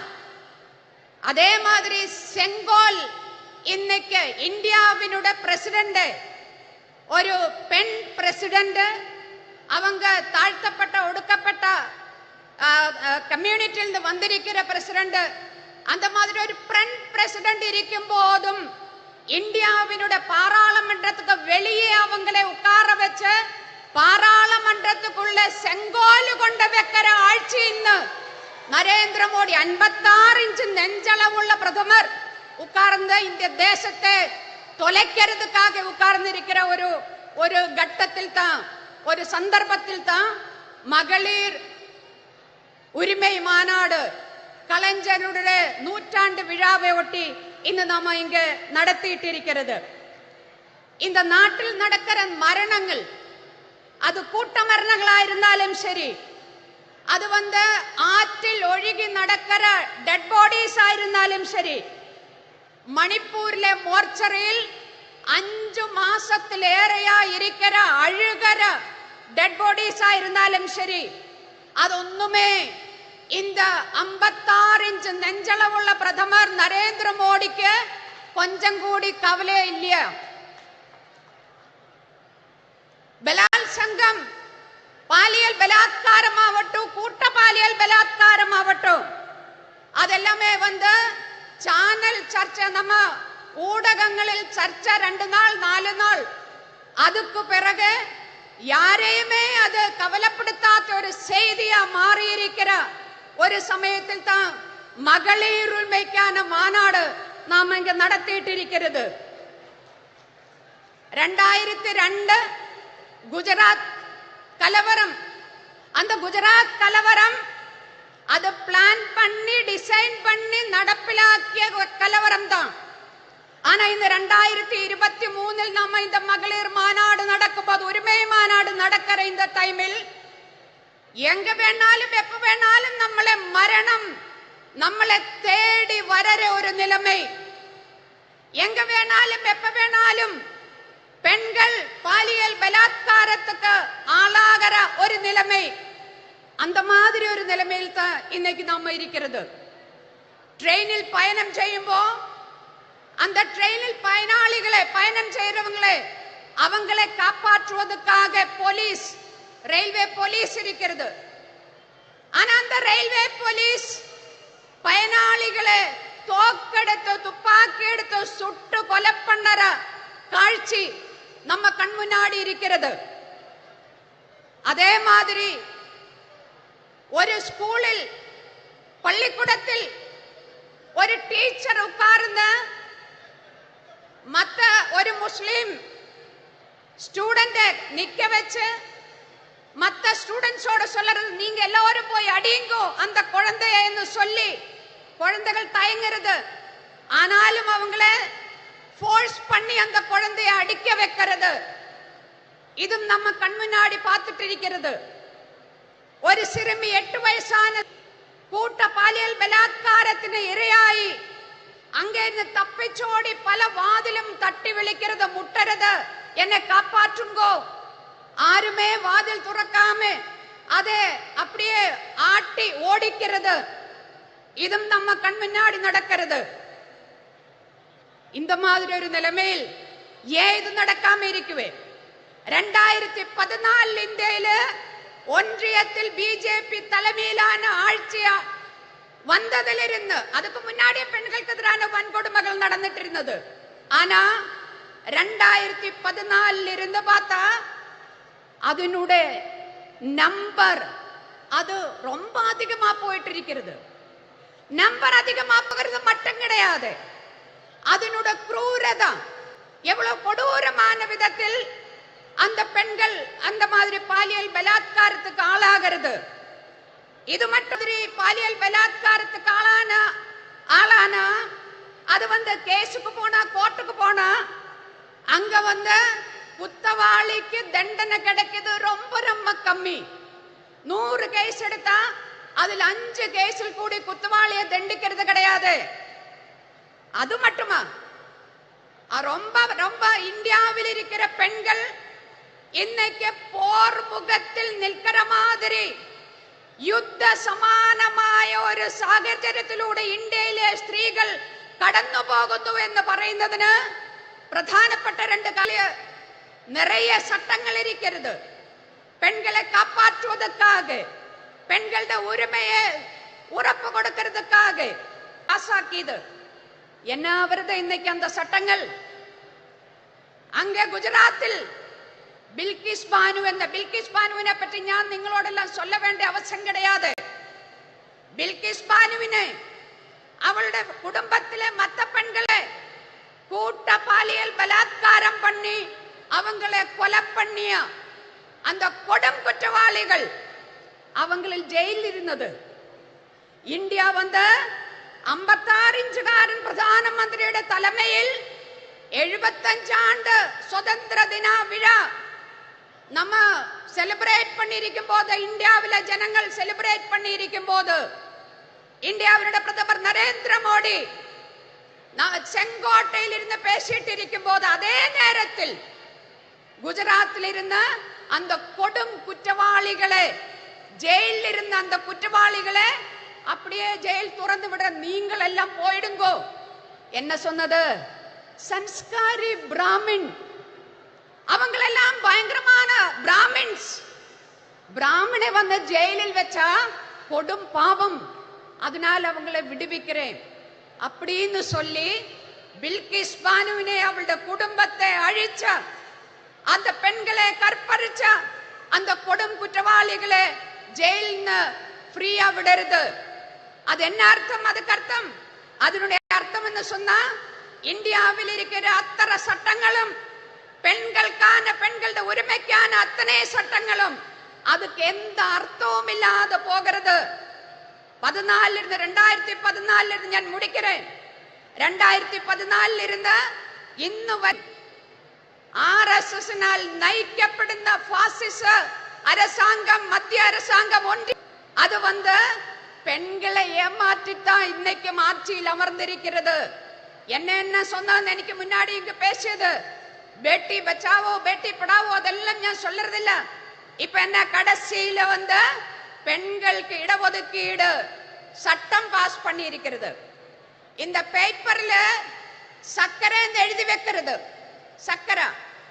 அப்புறம் கட்டன் சாயை எடுத்து நான் குடிக்கிறது. அந்த கட்டன் சாயில விலைவாசினால சக்கரை கிடையாது. இன்னைக்கு சென்டர் அங்க இருந்த சக்கரை கொடுக்கறது கிடையாது. இங்க தமிழ்நாட்டுல சக்கரை கொடுக்கறதா என்னன்னு தெரியல எனக்கு. ஆனா இந்த கட்டன் சாய் இப்படி பார்த்து, அல்ல சாரி, இந்த பேப்பர்ல சக்கரான்னு எழுதி இருக்கிறது இப்படி ஒரு முறை பார்த்து கட்டன் சாயா குடிச்சா மதுரிக்குமா, இனிப்பா இருக்குமா?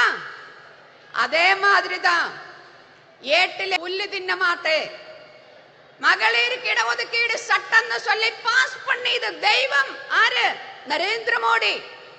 ஆனா இது எப்ப அமல்படுத்துவே? ஏதாச்சும் சொல்லி இருக்கிறதா? இன்னைக்கு அமல்படுத்ததா? நாளைக்கு அமல்படுத்துறதா? 2004 அமல்படுத்துறதா? எதுவுமே சொல்லுறதில்ல. நரேந்திர மோடியோட வாழ்வில இது பார்க்க முடியுமா என்னன்னே சொல்லுறதில்ல. பெண்களை ஏமாற்றி ஆட்சியில் அமர்ந்திருக்கிற நரேந்திர மோடி அரசாங்கத்தை ஒழிச்சு கட்டுறதுக்காக கலைஞர்ல இருந்த இந்த பெண்களுக்கான யாராரு என்ன உரிமைகள் வாங்கி தந்ததோ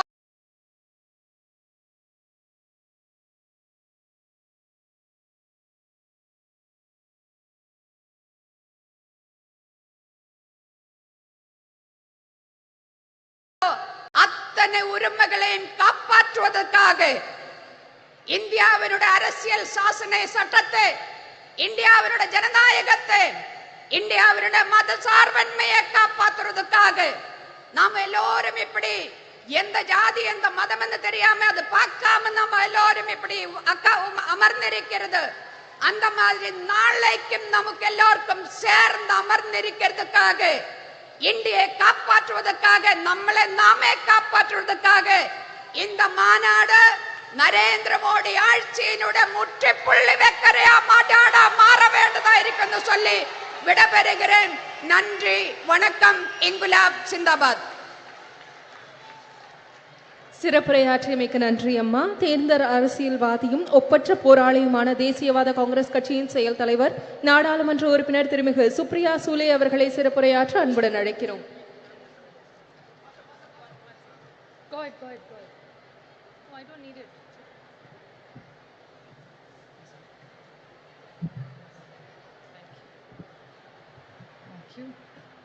Vanakkam Chennai.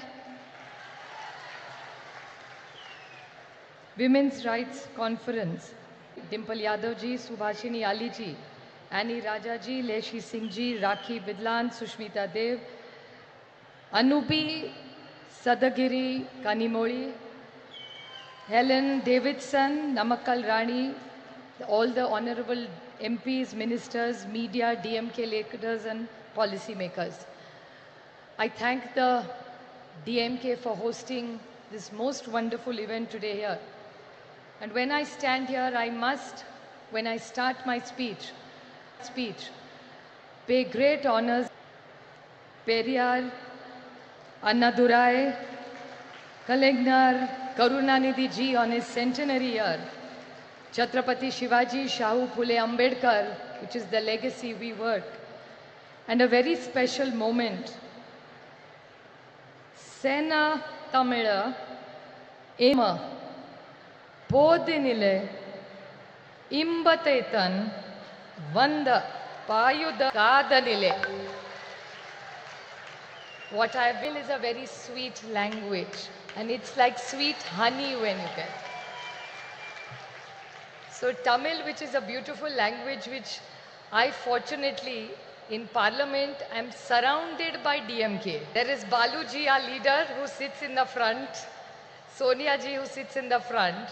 Then I have Raja, I have Daya, I have all Sumati, my friend, who sits right behind me, Jyoti Mani. I have all my other friends. I was listing them out. Shabir, who sits right next to me, my younger brother, who's sitting right next to you, all of them, Karthi Chidambaram.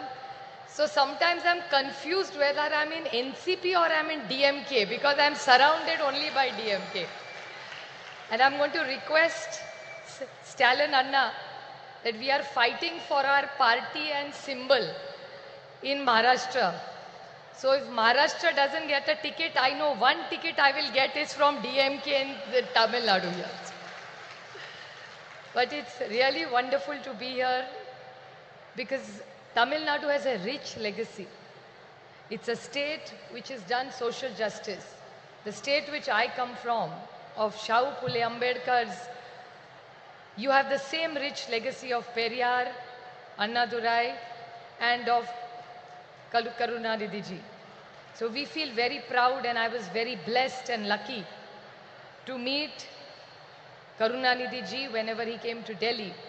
So I had the opportunity to take his blessings and learn few things, and the opportunity to work with his children who have such a big legacy of the DMK party. So it's an honor for us to be here. And the beauty of DMK and Tamil Nadu is that here I asked somebody today before coming here, what are the few things, Tamil legacy that they're proud of? Whatever issues are raised, always Honorable Balaji is always leading, be it the MBBS exam, he's always first leading and fighting with the BJP. He's always fighting, no forcing Hindi on us. We are proud Tamilians, we like our language. Hindi is welcome, English is welcome, but you cannot take the Tamil away from the Tamilians. So I think it's a very proud community with a rich legacy. And there is one most big contribution which you all have done, which Kalingar has done, is they have not only taken Tamil language ahead, but even the technical words in schools used were started by Kalingar. So there are technical language. So you have really brought it down to the basics. So you all are really proud of your language. And it's so wonderful to see that there is no caste, no religion. It's only what unites Tamil Nadu is the love for their language. So the way you are proud Tamilians, I am a proud Maharashtrian who has a lot of pride. And right now the way the invasion from Delhi, that I call Adrushya Shakti, means it's an invisible power of Delhi which is attacking the cooperative federalism of this country. The way Tamil Nadu is fighting, so are we fighting in Maharashtra, and unitedly Tamil Nadu and Maharashtra will make sure that nobody will go against our cooperative federalism and take away our rights from us. I would like to quote Kanimoli ji has orchestrated this most beautiful evening and a special session for all of us. But she is lucky to have the complete great legacy since 1929. In Chengapolpet, there was Periyar who did the first women's conference of self-respect conference, which Periyar started and I think led this entire country. And I would like to compliment Talapati Stalin Anna for this most wonderful thing which his father did. And I think it's wonderful that the son takes the legacy of the Samavat Puranam, which every woman who left together. And not did she just live together, the house is not in the husband's name, the house is in the woman and the wife's name. So I really compliment this for this wonderful work that they have done. And this conference is about women. I don't look at myself as a woman MP. I'm a member of parliament. But I would definitely like to put something on record which actually I would not like to call my friend Kanimoli a victim. But this time when the speeches started about the women's reservation bill, Kanimoli, which actually means sweet language, and she's exactly sweet language. So when Kanimoli stood up to give her speech in Parliament, she stood up, and the bullies of the Bharatiya Janata Party who claim they want to wish women, before Kanimoli started her speech, started heckling her. And I must say, the entire DMK team with the entire NCP, we fought. They are 300, we are only 100. But I'm sure Sumati, Baluji, Daya, Raja, all of us who were there, Kadir, you were there, we all shot those 300 BJP men down, because we felt that Kanimoli was fighting for the rights of every woman of the state. And she, in a most articulate way, put up the points of the DMK. So I really congratulate her for all the efforts that she has done. Well, Tamil Nadu and Maharashtra have a deep relationship. For me personally, Tamil Nadu is very, very special, for the reason that my youngest sister Ashwini is married to a Tamilian boy, and they live in here. Kartikeyan, my brother-in-law, is born in a place called Erode, and she's more Tamilian than most Tamilians. She has the most beautiful thali that all the women in our family now started wearing thali because of my sister who's married in Chennai.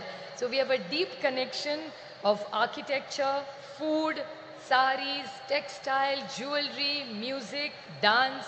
So I think the rich heritage of Tamil has come to Maharashtra, and we feel closer to Tamil Nadu because our daughter has been given here, and she's so well treated by Tamilians. So I'm eternally grateful for Tamil Nadu to accept my Maharashtrian daughter here and teach her all the good things that the Tamilians, and make her a richer and a nicer person being here.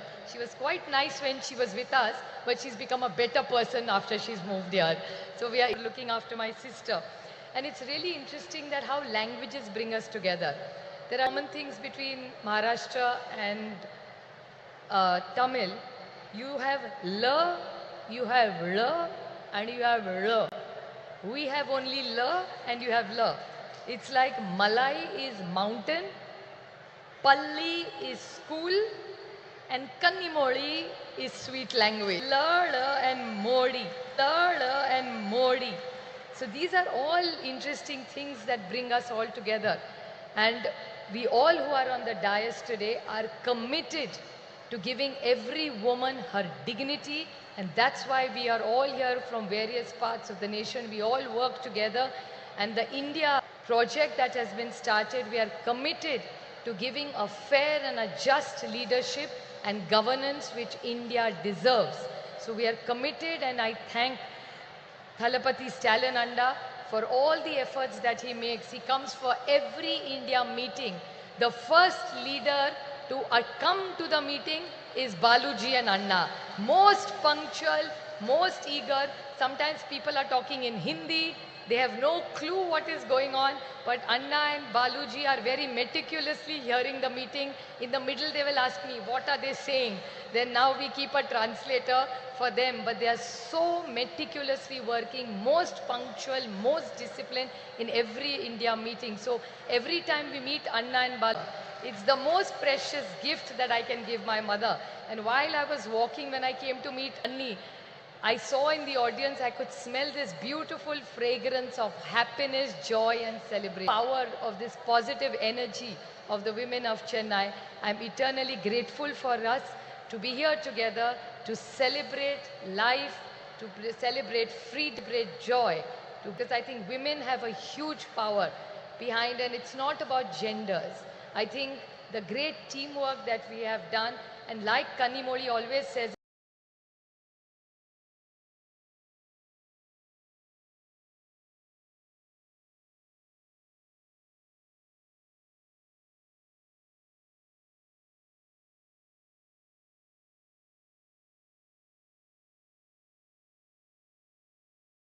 in Parliament, don't put us on a pedestal and glorify us as women. We are gender equal, we are as equal as the men. We don't want glorification. We only want equal rights, which we have deserved. And I think with the legacy of Periyar, Anna and Kalingar, I think Tamil Nadu leads the way to all of us for a better India. Thank you very much. சிறப்புரைக்கு மனமார்ந்த நன்றி. அரை நூற்றாண்டிற்கு மேலான பொது வாழ்வில் ஒடுக்கப்பட்ட மக்களின் உரிமை குரலாய் ஒலித்துக் கொண்டிருக்கும் முன்னாள் நாடாளுமன்ற உறுப்பினராகவும் மார்க்சிஸ்ட் கம்யூனிஸ்ட் கட்சியின் இந்நாள் பொலிட் பீரோ உறுப்பினராகவும் திகழும் திருமிகு சுபாஷினி அலி அவர்களை சிறப்புரையாற்ற அன்புடன் அழைக்கிறோம்.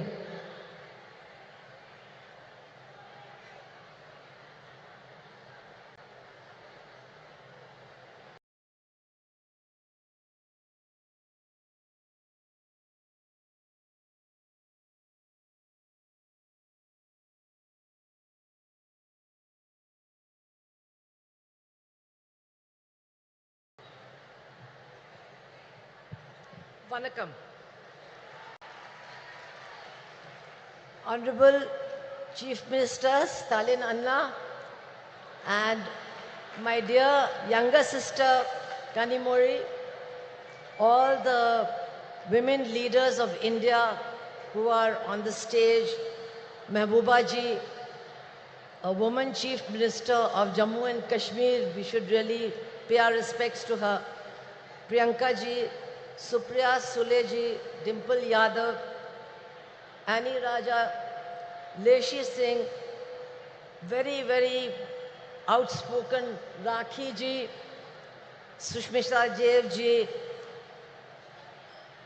Sayogi Sahodadal, all my Annas and all my Akkas, Neriya Akka, Neriya Anna. I very proud to be here today on a very, very important occasion. Of course, today we are here to remember Kalanyar M. Karunanidhi. But today is a very important day in the history of our country. 14th October is the day that Dr. Baba Saheb Ambedkar, to escape the tyranny of the caste system and Manusmriti, converted to Buddhism. Today is the day of his conversion. So I think that it's a very appropriate occasion for this meeting. Today we are honoring the life and struggles of Sri Karunanidhi, who was a crusader for social and cultural change before he even entered the arena of electoral politics. And even before independence, Tamil Nadu was home to the self-respect movement, to the Justice Party, which in those days challenged the unjust Varnashram Dharma system based on Manusmriti. And Periyar, of course, the great Periyar, was the leader of that movement. But while he spoke about social justice, Periyar never forgot to speak about women. He talked about the slavery of women, and he demanded that women should get equality, not only in property, but also inside the home and inside society also. And that was the struggle started in Tamil Nadu. Periyar was a leader of that struggle, and I'm very proud to say that Comrade Ramurthy, Comrade P. Ramurthy, was also one of the leaders of that struggle. That is the struggle from which Karunanidhi ji emerged. He was a writer, he was a poet, he was a script writer, he was a great journalist, he was a great orator. And after 1965, when the big anti-Hindi agitation took place in Chennai, and I was a witness to that because I was a student in Chennai, and I'm happy to tell you, I was the only Hindi-speaking person who was also supporting that movement in Tamil Nadu. And it was that movement which changed the politics of Tamil Nadu. And the DMK, people like the Karunanidhi ji, they won not only the hearts and minds of the Tamil people, but also their votes. And very soon he became Chief Minister of Tamil Nadu. And he tried to translate the principles of the movement to which he belonged into government policy, which is not easy. He ensured equal property rights for women. He gave women in Tamil Nadu access to education, to jobs, and also to nutrition. Women are the most hungry people in our country. And hungry people cannot function. Today, India is 111 on the hunger list of our country in the reign of Narendra Modi.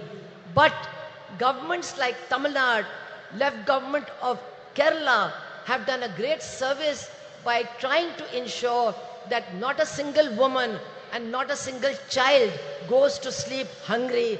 Their nutritional needs are taken care of. This is a great achievement.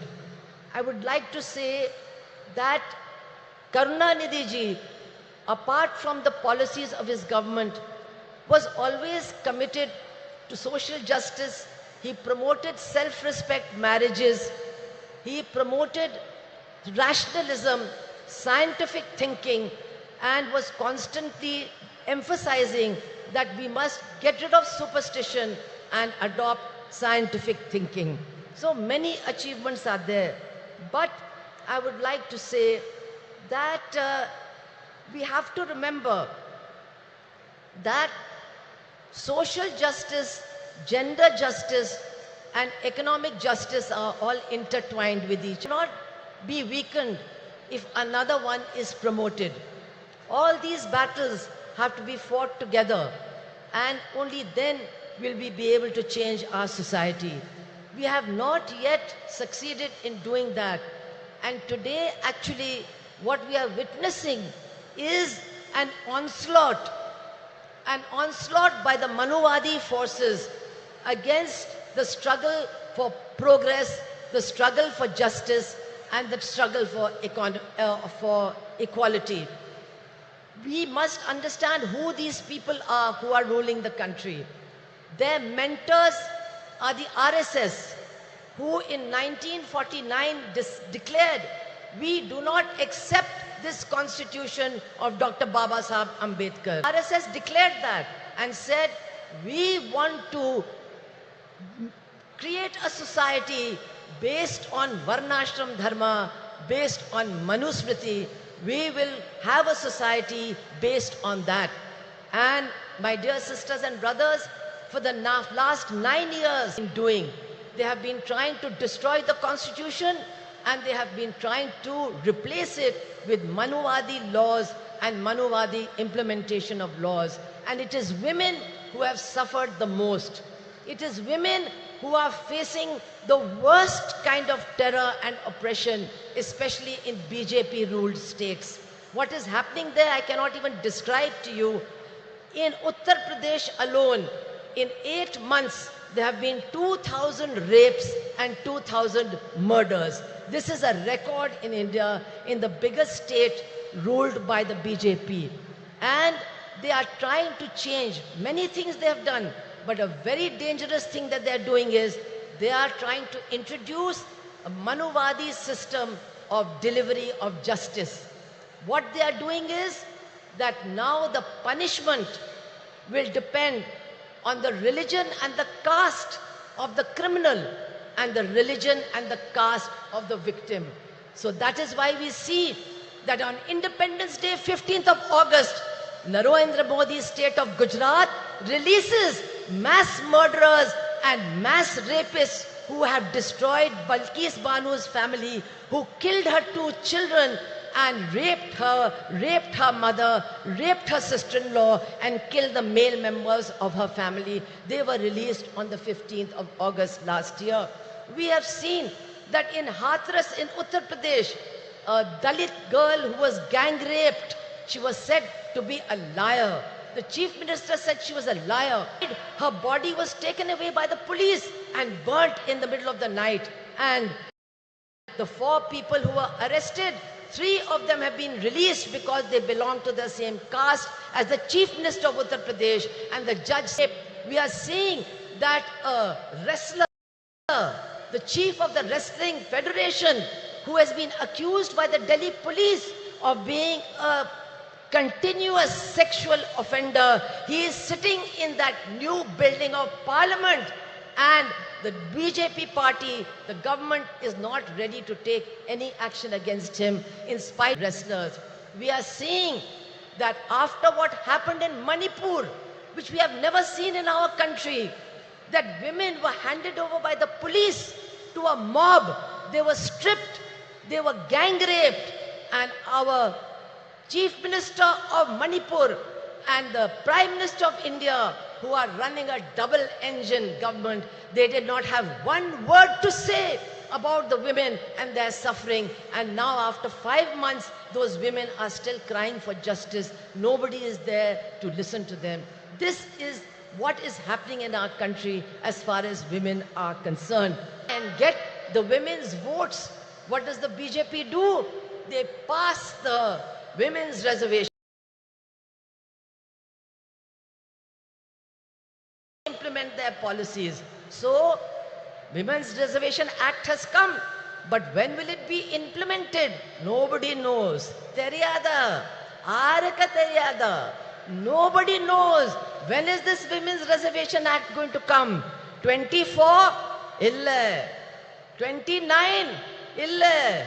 After that, no. I want to tell you, brothers and sisters of Tamil Nadu, to get the Women's Reservation Act implemented, you have to throw out this BJP government, otherwise it will never be implemented. And now, I want to say in the end, that change is coming. There is no doubt about it, change is coming. We can feel the winds of change.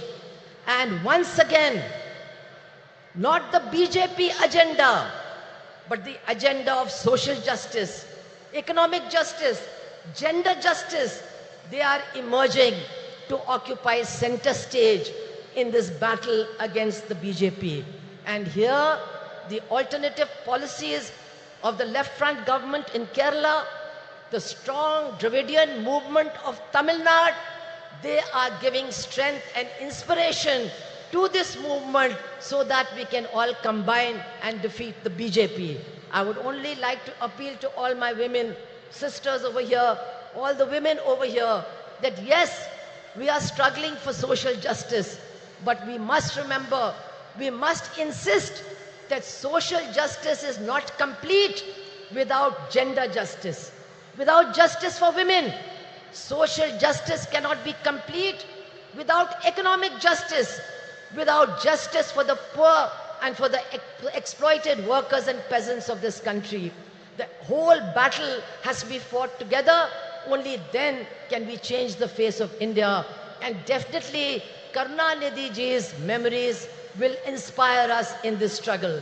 I want to end by saying, many of you remember that Karunanidhi ji was not only a poet and an administrator, he was also a great journalist. How can you forget his fiery articles in Murasoli, which created a storm in the state of Tamil Nadu? He was a great journalist. If he had been alive today, he would be very sad.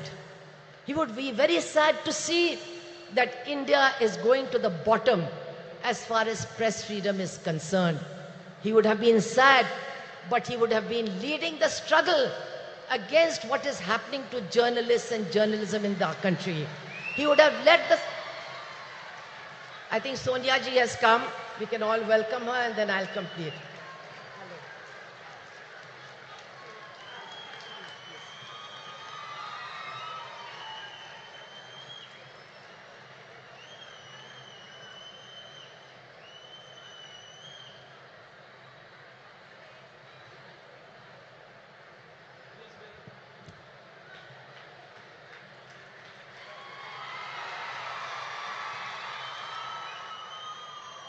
So as I said, I am going to conclude by remembering Karunanidhi ji as a journalist, his articles in Murasoli, and today he would have been very sad to see the lack of freedom of the press, to see the condition of the media, and to see the way in which media persons are being attacked.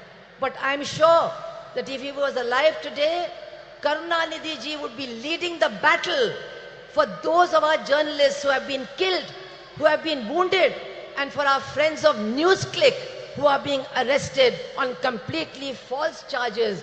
Karunanidhi ji would have been leading this battle. And so I would like to end by saying that in our struggles for a different future, for a future of equality and social justice and gender justice, we are certainly getting inspiration from Karunanidhi ji.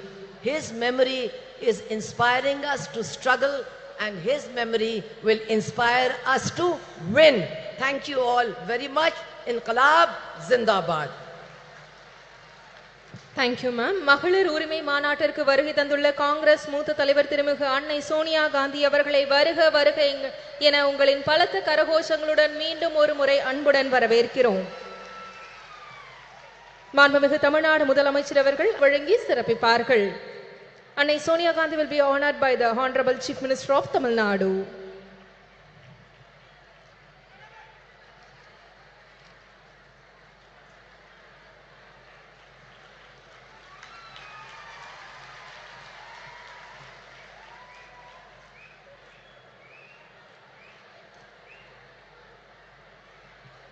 திராவிட இயக்க பாதையில் விளிம்புநிலை மக்களுக்காக சமரசமின்றி பணியாற்றி வரும் திராவிட முன்னேற்ற கழகத்தின் துணை பொதுச் செயலாளர் நாடாளுமன்ற உறுப்பினர் திருமிகு கனிமொழி கருணாநிதி அவர்களை உரையாற்ற அன்புடன் அழைக்கிறோம்.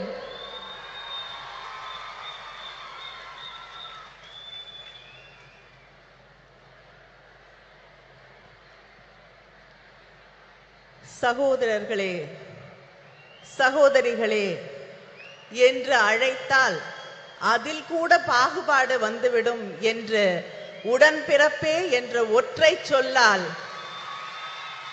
அந்த மந்திர சொல்லால் நம்மையெல்லாம் கட்டி போட்டு வைத்திருந்த தலைவர் கலைஞர் அவர்களுடைய நூற்றாண்டிலே தேசிய அளவிலான மகளிர் உரிமை மாநாட்டை நடத்தும் வாய்ப்பினை எனக்கும் மகளிர் அணி அவர்களுக்கும் அளித்து அது வெற்றி பெறுவதற்கு முழு முதல் காரணமாக இருக்கக்கூடிய நம்முடைய முதலமைச்சர் கழகத்தின் தலைவர் அண்ணன் தளபதி அவர்களே, a leader who stands with the oppressed, the downtrodden, marginalized, a beacon of strength and dignity and hope, Madam Sonia Gandhi. தலைவர் கலைஞர் அவர்கள் தியாக திருவிளக்கு என்று அன்போடு அழைத்த அன்னை அம்மையார் சோனியா காந்தி அவர்களே, இந்த நிகழ்ச்சி வெற்றி பெறுவதற்கான வாழ்த்துக்களோடு அமர்ந்திருக்கக்கூடிய கழகத்தின் பொதுச் செயலாளர் அவர்களே, பொருளாளர் அவர்களே, கூட்டணி இயக்கங்களை சார்ந்த தலைவர்களே, ஜம்மு காஷ்மீருடைய முன்னாள் முதலமைச்சர் மரியாதைக்கும் அன்பிற்கும் உரிய அம்மையார் மெஹபூபா முஃப்தி அவர்களே, முதலாக தமிழ்நாட்டு மேடையிலே தமிழ் மக்களோடு உரையாட வந்திருக்கக்கூடிய அடித்து தட்டு மக்களுடைய தோழி பிரியங்கா காந்தி அவர்களே,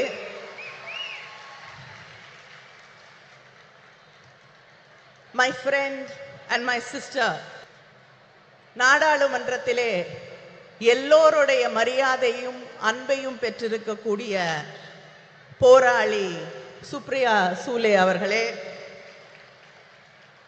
சமூக மாற்றம், பொருளாதார நீதி இவற்றுக்காக தன் வாழ்நாளெல்லாம் சுழன்று பணியாற்ற சுபாஷினி அலி அவர்களே, தோழியர் ஆனி ராஜா அவர்களே, சமூக நீதிக்காக தன் வாழ்நாளெல்லாம் பாடுபட்ட முலாயம் சிங் அவர்களுடைய குடும்பத்தை சேர்ந்த டிம்பிள் யாதவ் அவர்களே, சாதிவாரி கணக்கெடுப்பில் புரட்சி செய்திருக்கக்கூடிய முதலமைச்சர் நிதிஷ்குமார் அவர்களின் கட்சியின் அமைச்சர் லேஷி சிங் அவர்களே, டெல்லி சட்டமன்றத்தின் நாயகர் ராக்கி பிட்லன் அவர்களே, திரிணாமுல் காங்கிரஸிலிருந்து வந்து ஆணித்தரமாக அழுத்தமாக உரையாற்றி அமர்ந்திருக்கக்கூடிய சுஷ்மிதா தேவ் அவர்களே, மகளிர் அணியுடைய செயலாளர் ஹெலன் டேவிட்சன் அவர்களே, தொண்டரணியின் செயலாளர் நாமக்கல் ராணி அவர்களே, இந்த நிகழ்ச்சியிலே கலந்து கொண்டிருக்கக்கூடிய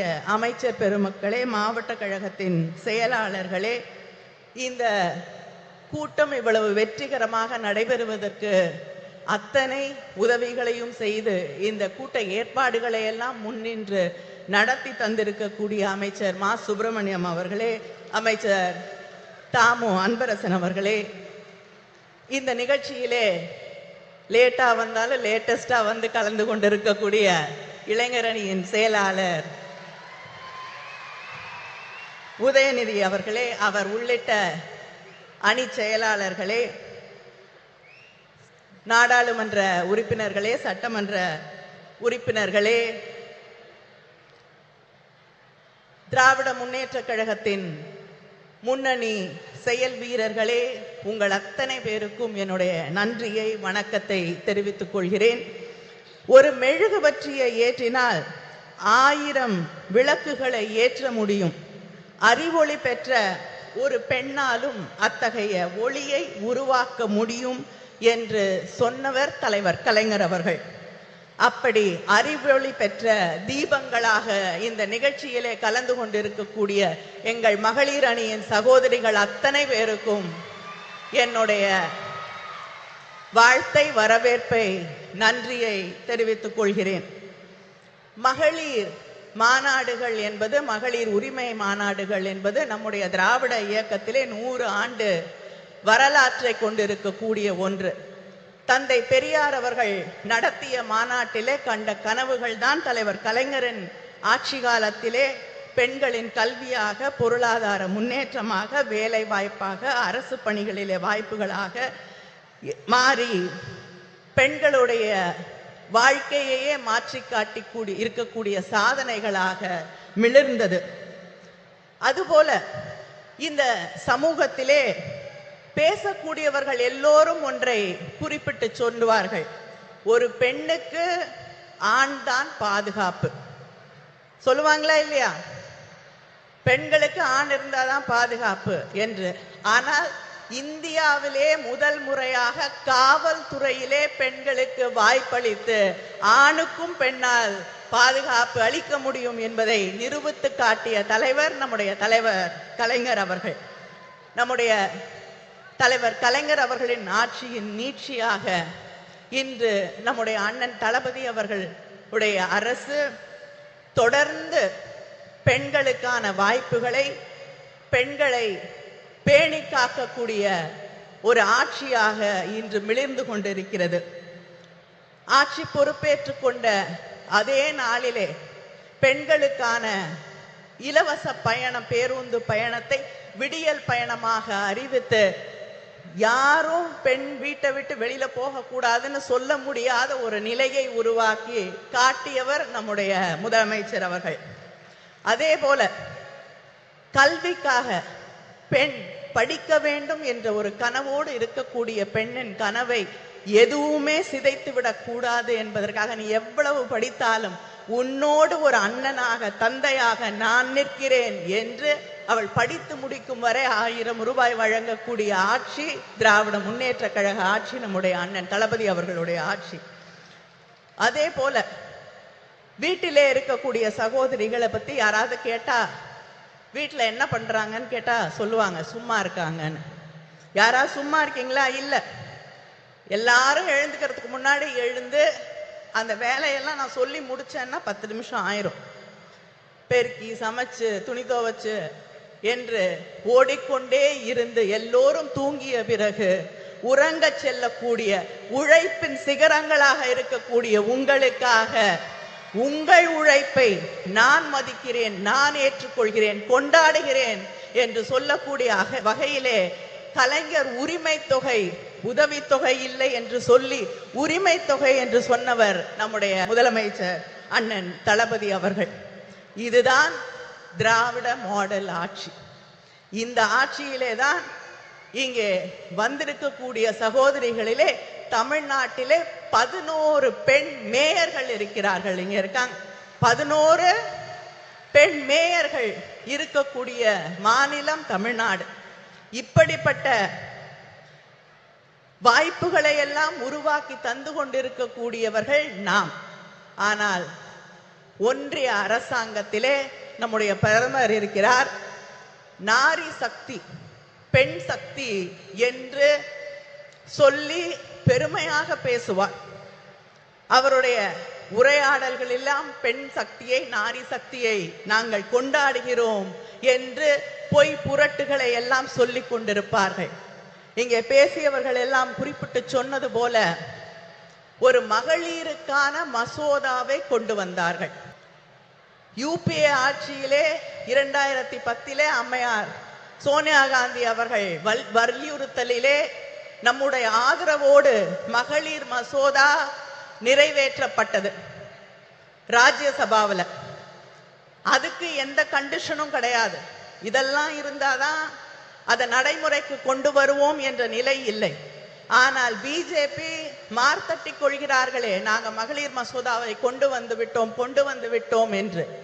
அந்த மகளிர் மசோதா இப்ப இல்ல, 10 ஆண்டுகள், 20 ஆண்டுகள், 50 ஆண்டுகள் ஆனால் கூட அந்த மகளிர் மசோதா நடைமுறைக்கு வர முடியாத ஒரு மசோதாவை அவர்கள் கொண்டு வந்து தேர்தலுக்காக பெண்களை ஏமாற்ற துடித்துக் கொண்டிருக்கிறார்கள். இந்த ஆட்சியில, ஒன்றியத்திலே இருக்கக்கூடிய பிஜேபி ஆட்சியிலே எந்த பெண்ணுக்காவது பாதுகாப்பு இருக்கிறதா என்று நீங்கள் சிந்தித்து பார்க்க வேண்டும். மணிப்பூர் பற்றி எரிந்து கொண்டிருக்கிறது. 50,000 பேருக்கு மேல் தன் வீடுகள் கணக்கான மறந்து விட முடியாது. மத கலவரங்கள், காழ்ப்புணர்வு அரசியல், வெறுப்பு அரசியல் என்று வரும் பொழுது மிகப்பெரிய அளவிலே பாதிக்கப்படுவது பெண்கள் தான் என்பதை இங்கே இருக்கக்கூடிய சகோதரிகள் உணர்ந்து கொள்ள வேண்டும். மணிப்பூரிலே இந்த நிலை. இந்த நாட்டின் முதல் குடிமகள் என்று சொல்லக்கூடிய குடியரசுத் தலைவர், அவங்க இல்லாம அவங்களை அழைக்க கூடாது என்ற அந்த நிலைப்பாட்டோடு பெண் சமூகத்தை சேர்ந்த ஒரு பெண் என்ற ஒரே காரணத்திற்காக அந்த அம்மையார் கோயிலுக்குள்ள போக முடியாது, வர முடியாது என்று அவமானப்படுத்தப்படக்கூடிய ஒரு நிலை இந்த நாட்டினே முதல் குடிமகளுக்கு நடந்து கொண்டிருக்கிறது என்பதை நாம் மறந்துவிட முடியாது. அதே போல பக்கத்திலே பாண்டிச்சேரியில பிஜேபி கூட்டணியிலே இருக்கக்கூடிய ஒரு அரசாங்கத்திலே ஒரு அமைச்சர், பெண் அமைச்சர் ராஜினாமா கடிதம் கொடுக்க வேண்டிய நிலைக்கு தள்ளப்பட்டிருக்கிறார். அந்த ராஜினாமா கடிதத்திலே அவர் குறிப்பிட்டு சொல்லுகிறார், நான் ஒரு பெண், ஒரு தலித் என்பதால் இன்று இந்த நிலைக்கு ஆளாக்கப்பட்டிருக்கிறேன், ராஜினாமா செய்ய வற்புறுத்தப்பட்டிருக்கிறேன், எனக்கு வேறு வழி இல்லை என்று ஒரு அமைச்சர் சொல்லக்கூடிய நிலை. அதே போல டெல்லியிலே விளையாட்டு வீராங்கனைகள் தங்களுடைய நியாயத்திற்காக மாதக்கணக்கிலே போராடினார்கள். இந்த ஆட்சியிலே அவர்களுக்கு நியாயம் கிடைத்ததா? இல்லை. இப்படி யாருக்குமே அது குடியவராக இருக்கட்டும், வீராங்கனைகளாக இருக்கட்டும், அமைச்சர்களாக இருக்கட்டும், சாதாரண சாமானிய வீட்டு பெண்களாக இருக்கட்டும், யாருக்குமே பாதுகாப்பில்லை, நியாயம் இல்லை என்று இருக்கக்கூடிய ஒரு நிலையைத்தான் மத்தியிலே ஒன்றியத்திலே இருக்கக்கூடிய பிஜேபி ஆட்சி உருவாக்கி தந்திருக்கிறது. இந்த நிலை இந்த நாட்டிலே நீடிக்க வேண்டுமா? நீடித்தால் பெண்களுக்கு பாதுகாப்பு இருக்கிறதா என்பதை நீங்கள் சிந்தித்து பார்க்க வேண்டும். வேலை வாய்ப்பு நம்முடைய ஆட்சி தமிழ்நாட்டில் இன்னைக்கு இந்தியாவிலே அதிகமாக பெண்கள் வேலைக்கு போகக்கூடிய பெண்கள் இருக்கக்கூடிய 43% பெண்கள் வேலைக்கு போகக்கூடிய வாய்ப்பை பெற்றிருக்கக்கூடிய மாநிலமாக நாம் பெருமையாக பேசக்கூடிய நிலை இருக்கிறது. ஆனால் இந்த நாட்டிலே பிஜேபி ஆட்சியில முதல்ல 2016-17 15% பெண்கள் வேலைக்கு போகக்கூடிய வாய்ப்பு இருந்தது. ஆனால் இன்று அது 8% இந்த பிஜேபி ஆட்சியிலே அது குறைந்திருக்கிறது. கல்வி இல்லை, எதிர்காலம் இல்லை, பாதுகாப்பு இல்லை என்ற நிலையைத்தான் இவர்கள் இந்த நாட்டிலே இருக்கக்கூடிய பெண்களுக்காக உருவாக்கி தந்திருக்கிறார்கள் என்பதை நாம் புரிந்து கொள்ள வேண்டும். சரிசமமாக தேர்தல் களத்திலே வாக்கியவர்களாக பெண்கள் இருக்கிறார்கள். 50% வாக்குகள் பெண்கள். With opinions, concerns and aspirations of women. Without that, there should be no politics, no policy making and no governance without listening to what we want to say. Let us come together, let us rewrite history and make sure there is justice. Justice just not for the women of this country, but justice for everybody, every country. Thank you.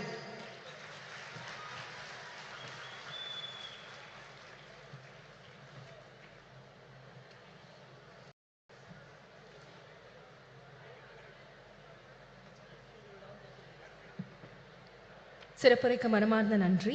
இந்தியாவின் எந்த மூலையில் அநீதி இழைக்கப்பட்டாலும் அதற்கு எதிராக குரல் கொடுப்பவர், ஒடுக்கப்பட்ட மக்களின் உரிமைகள் பறிக்கப்படும் போது களத்தில் நின்று போராடுபவர்.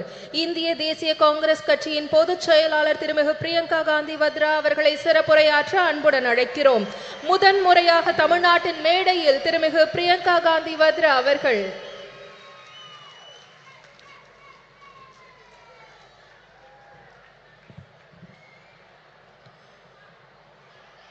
Thiru M.K. Stalin ji,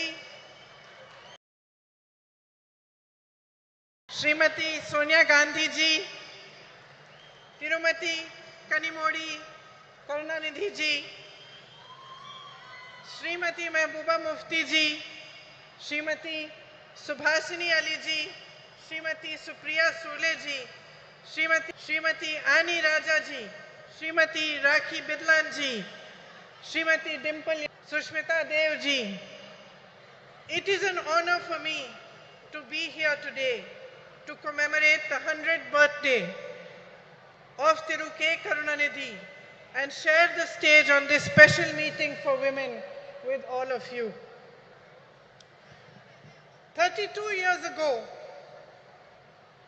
on the darkest night of my life, I first set foot on this land of Tamil Nadu. I was here to collect my father's shattered body.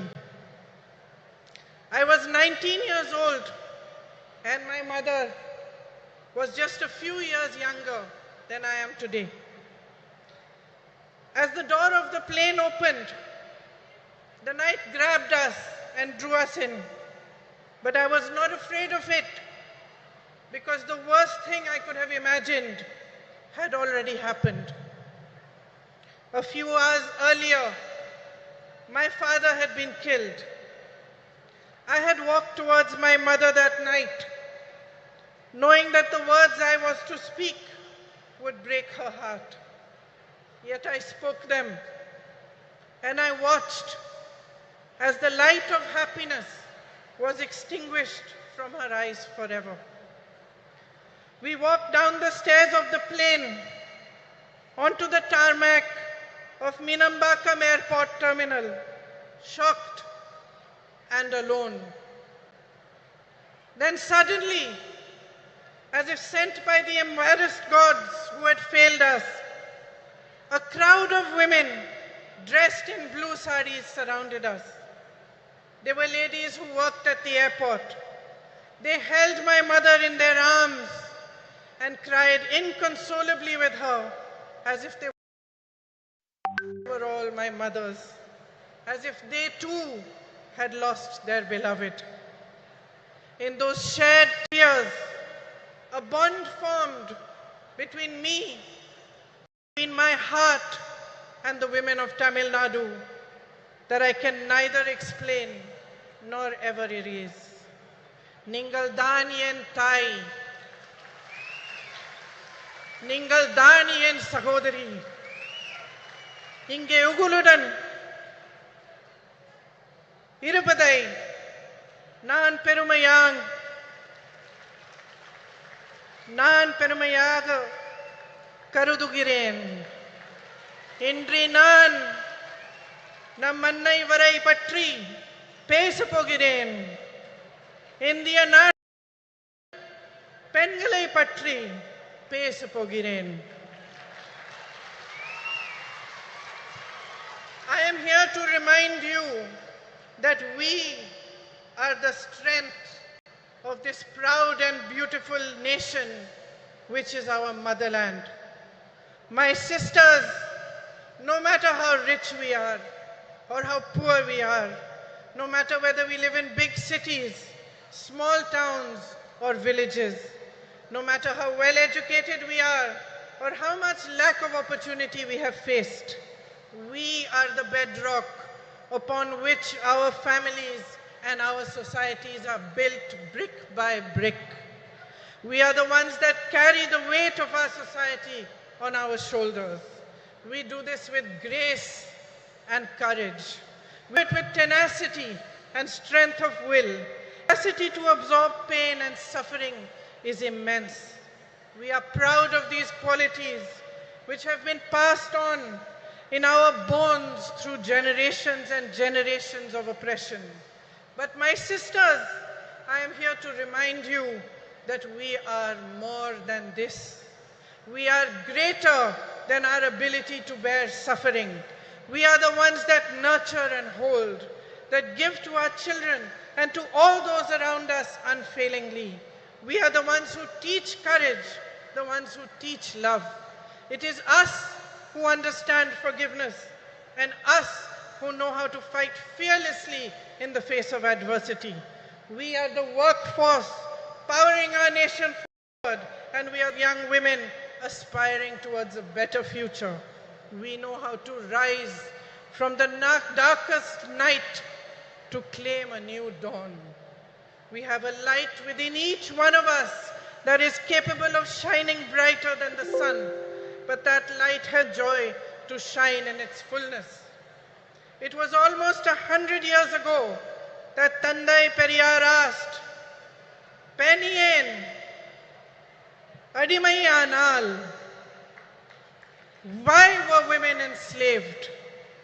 Then he answered this question in a series of revolutionary essays in which he wrote about the economic and social enslavement of women.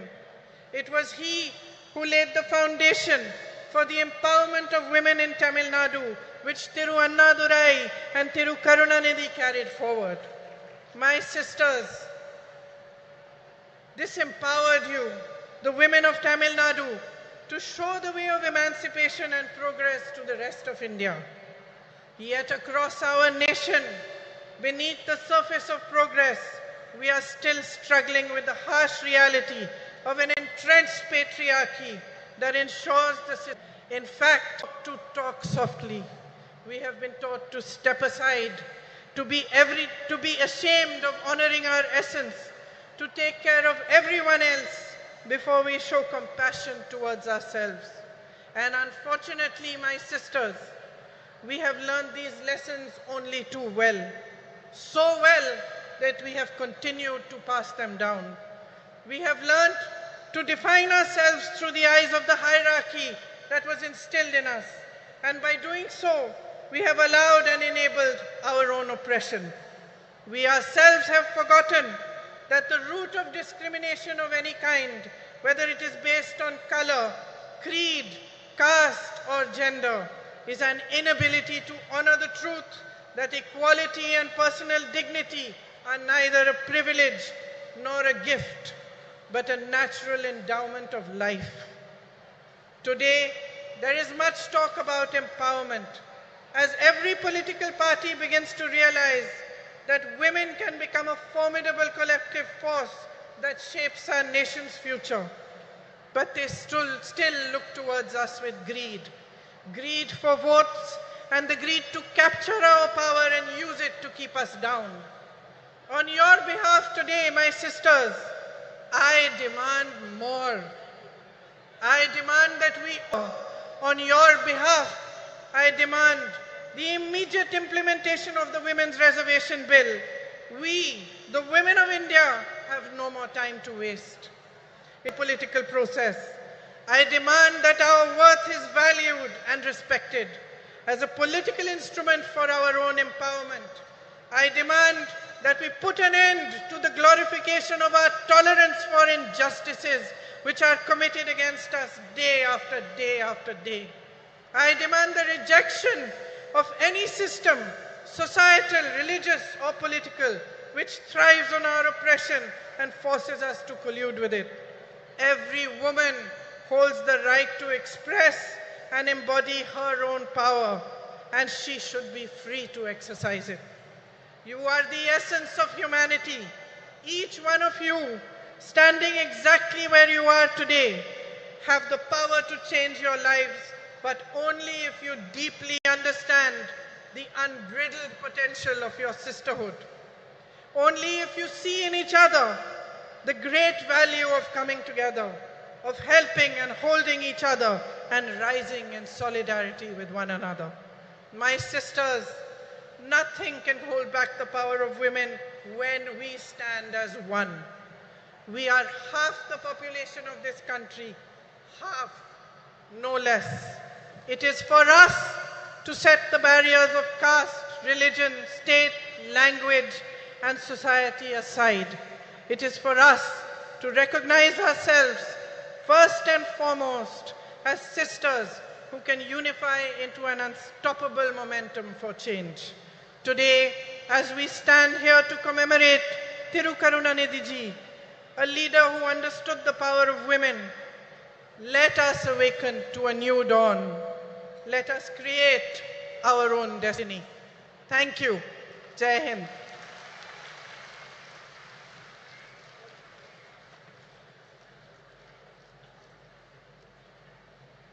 முதன்முறையாக தமிழ்நாட்டின் மேடையில் தமிழிலும் இணைந்து சிறப்புரையாற்றியமைக்கு மனமார்ந்த நன்றியினை தெரிவித்துக் கொள்கிறோம்.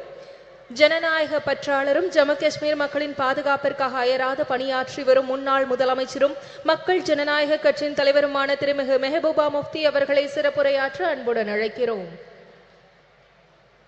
It is great pleasure to extend a warm invitation to திருமிகு Mehbooba Mufti to deliver her special address.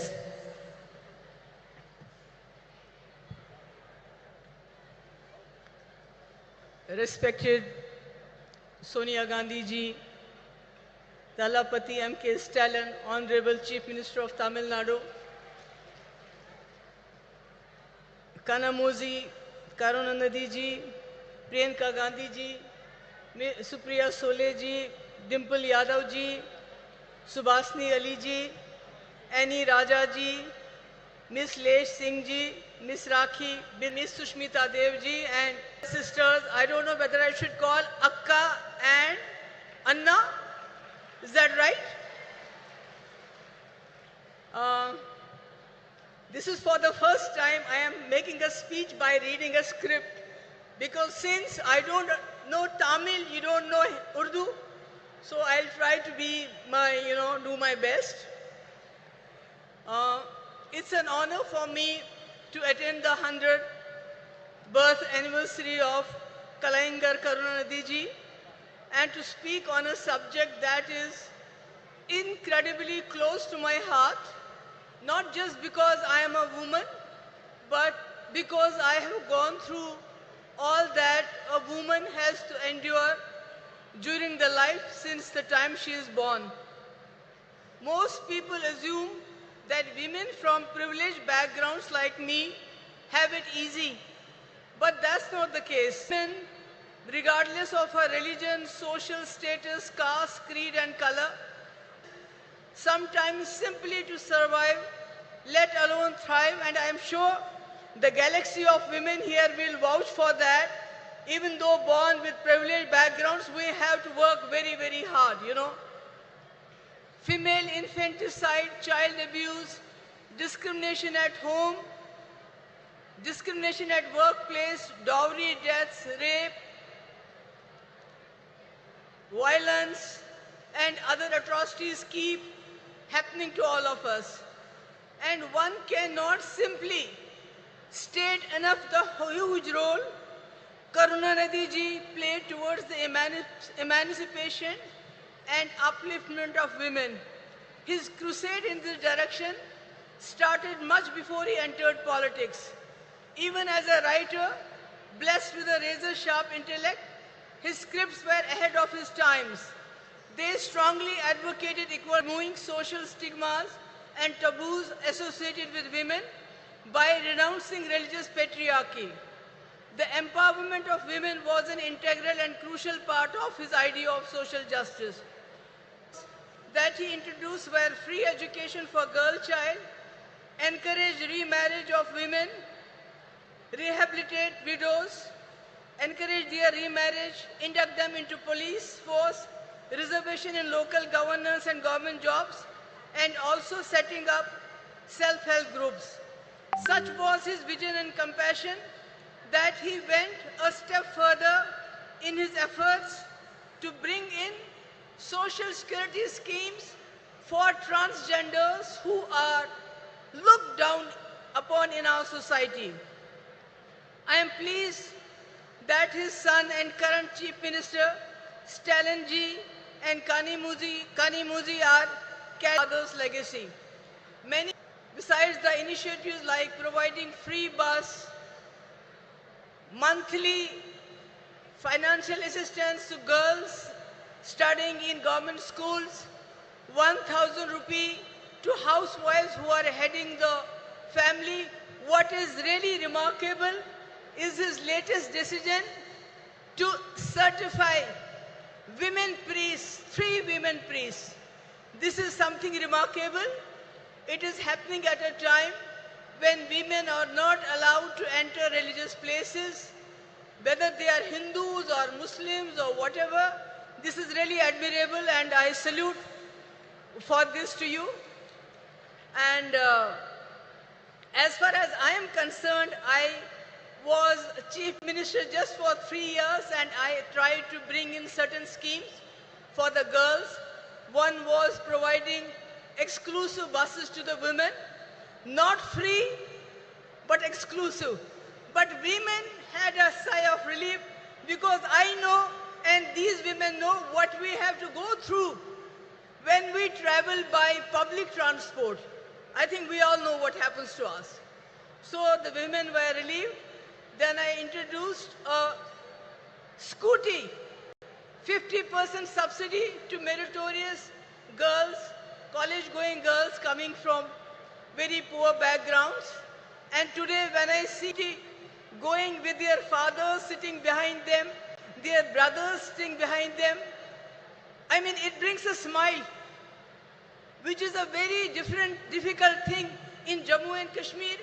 After 2019, when everything was snatched from us, what this great country had given us, what the Indian Constitution had given us, the people of J&K have stopped smiling. Except when Rahulji came with his brigade, this Bharat Jodo Yatra, I saw the smile on the faces of Kashmiris, from the faces of Jammu people after a long time. And then one more thing which I was to waive off stamp duty on the land that was purchased in the name of women. Can you imagine how many people started purchasing land in the name of their wives, their daughters, their sisters? It was something, that 95% of the land was purchased in the name of women. But after I was gone, all these schemes were overturned and nothing is left today. Today when I am talking, making a speech at this point of time, there are conflicts going around the world. There are wars going in many parts of the world, like Palestine, Israel, Ukraine, Russia, and not to forget what is happening in our backyard, Manipur. And women are the worst sufferers when these wars take place, because not only do they suffer during these conflicts, they are left to pick up the pieces afterwards. So, when I look at our country today, I feel the women in our country are not in a good place. They are suffering because the government and the center, the economy is going down, the inflation is going up, unemployment is going up, everything is breaking the backbone of the housewife who has to make the 2 ends meet. She has to provide for the family. And to add to all this, the government at the center, which has failed to fulfill the promises they had made. During UPA, there was 450 rupees for cylinder. Now it is 1200 rupees. Petrol has gone 100 rupees above. Who is suffering the most? The housewife. And to add to all of this, the present government, the Modi government, is trying to divert the attention from all these problems by their sinister design of injecting hatred, venom through the youngsters of the poorest of poor. These poor boys are encouraged. They are provoked to lynch the people of other communities. They are garlanded. The people, the sons, the daughters of the ruling party are studying good education in and abroad. They are having good jobs, lucrative jobs. They are getting good contracts. And if they don't have a job, then they go and head the sports bodies of our country. But what about the poor children? They are pushed into implementing their sinister agenda of divide between Hindus and Muslims. And this is really tearing apart our society. And again, it has a very, very drastic, because any person who commits a crime, he is a criminal. Whether he goes to jail or not, so they are criminalizing the whole society at this point of time. So, my point is that if and when, inshallah, I hope that the India alliance will come to power, and Rajiv Gandhi ji has already sown the seeds of 33% reservation in panchayats. We have a huge number of women who are ready to take their place in assemblies and parliaments, and I am hopeful once India alliance comes to power, Rajiv Gandhi's dream will come alive. It will be fulfilled, not like a joke which our Prime Minister played. He signed a check, kept it in his pocket, and told the women folk, we'll cash it sometime in 2047. So, but we're not going to do that. Inshallah, I am hopeful. And at the last, I would like to thank once again Stalinji, Kanimudiji, who was personally invited us. And I'm so happy that Sonia ji is here to grace much for bearing with me. I know I have not been able to, make you understand every word I said, but thank you so much. Thank you ma'am. மதச்சார்பின்மைக்கும் ஜனநாயகத்திற்கும் நம்பிக்கை ஒளியாய் திகழ்பவரும் தலைவர் கலைஞர் அவர்கள் பெரிதும் மதித்த தலைவருமான காங்கிரஸ் கட்சியின் மூத்த தலைவர் அன்னை சோனியா காந்தி அவர்களை வரலாற்று சிறப்பு வாய்ந்த இந்த நிகழ்வில் மாநாட்டு பேருரையாற்ற அன்புடன் அழைக்கிறோம். அன்னை சோனியா காந்தி அவர்களின் உரையை மொழியாக்கம் செய்ய காங்கிரஸ் மூத்த தலைவரும் தமிழ்நாடு சிறுபான்மை ஆணைய தலைவர் திரு பீட்டர் அல்மோன்ஸ் அவர்களை அன்புடன் அழைக்கிறோம்.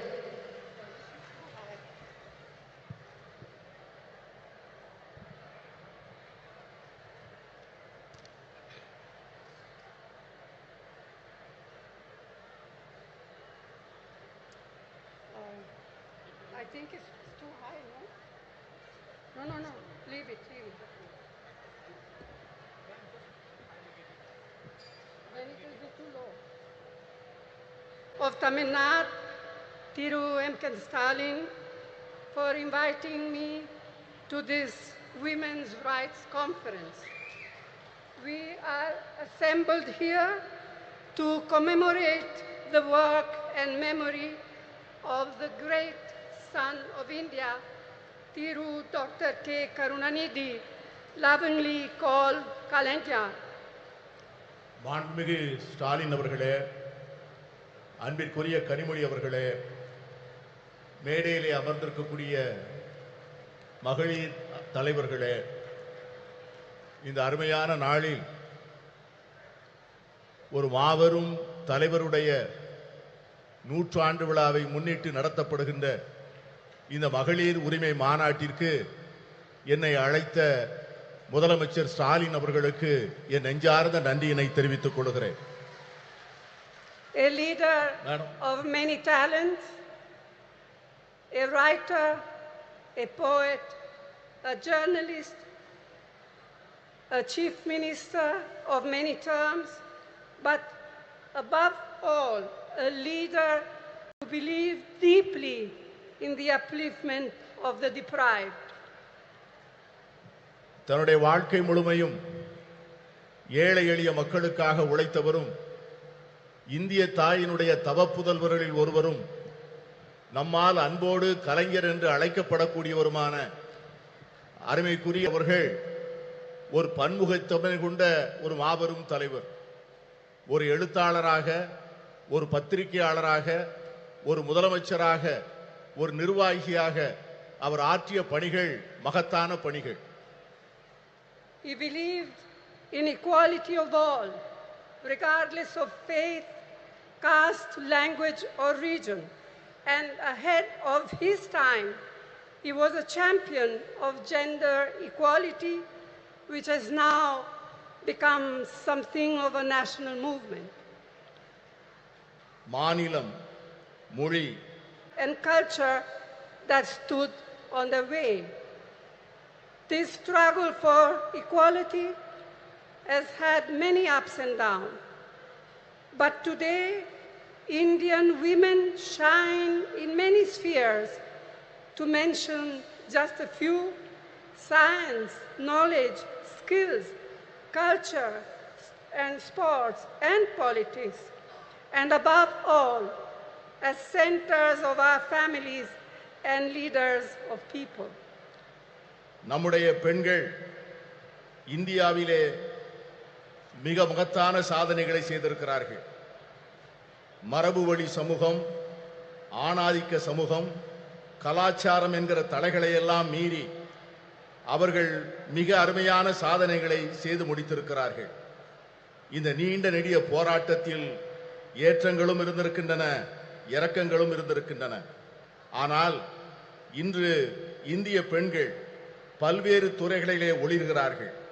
சிலவற்றை சொல்ல வேண்டும் என்று சொன்னால், விஞ்ஞானத்திலே, அறிவிலே, ஆற்றலிலே, கலாச்சாரத்திலே, விளையாட்டிலே, இவை எல்லாவற்றிற்கும் மேலாக நம்முடைய குடும்பத்தினுடைய மைய பொருளாக, மக்களுடைய தலைவர்களாக அவர்கள் ஆற்றுகின்ற பணி மகத்தானது.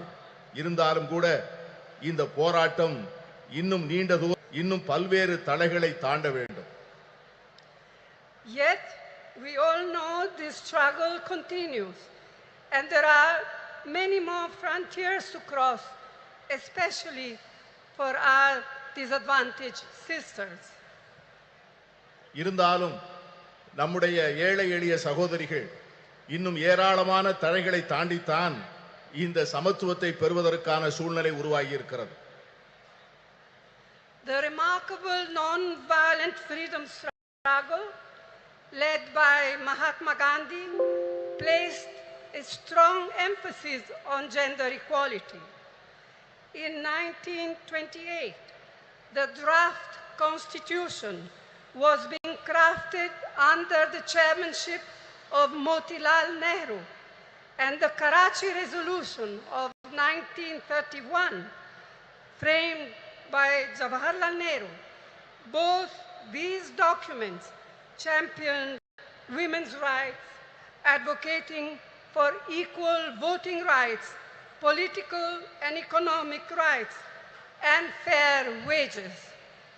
They laid the foundation for women to play an equal role in our nation's building. They embodied the promise of universal suffrage, gender equality, and the socialist equitable society. And this spirit continued when the Constitution of India, under the leadership, chairmanship of Dr. B.R. Ambedkar, was ultimately framed. Mahatma காந்தியினுடைய தலைமையிலே ஏற்றுக்கொள்ளப்பட்ட சாத்வீகமான வன்முறையற்ற சுதந்திர போராட்டம் மகளிர் சமத்துவத்தை முன்னிலைப்படுத்தியது. 1928 அரசியல் சாசன சட்ட வரைவு மோதிலால் நேரு அவர்கள் தலைமையிலான குழு தயார் செய்து அந்த அறிக்கையை சமர்ப்பித்தது. அதற்கு பிறகு கராச்சியிலே நடந்த அகில இந்திய காங்கிரஸ் மாநாட்டில் இந்த தேசத்தினுடைய முதல் பிரதமர் ஜவஹர்லால் நேரு அவர்கள் கராச்சி தீர்மானம் என்கிற பெயரிலே வடிவமைக்கப்பட்ட தீர்மானங்கள், இந்த இரண்டு ஆவணங்களும் பெண்களுடைய உரிமைகளை கொண்டாடுவதிலும் அவர்களுக்கு வாக்குரிமை அளிப்பதிலே சமத்துவம் வழங்கப்பட வேண்டும் என்பதையும், பொருளாதாரத்திலும் அரசியலிலும் செயல்பாடுகளிலே அவர்களுக்கு சரியான பங்கு தரப்பட வேண்டும் என்பதையும் வலியுறுத்தியது.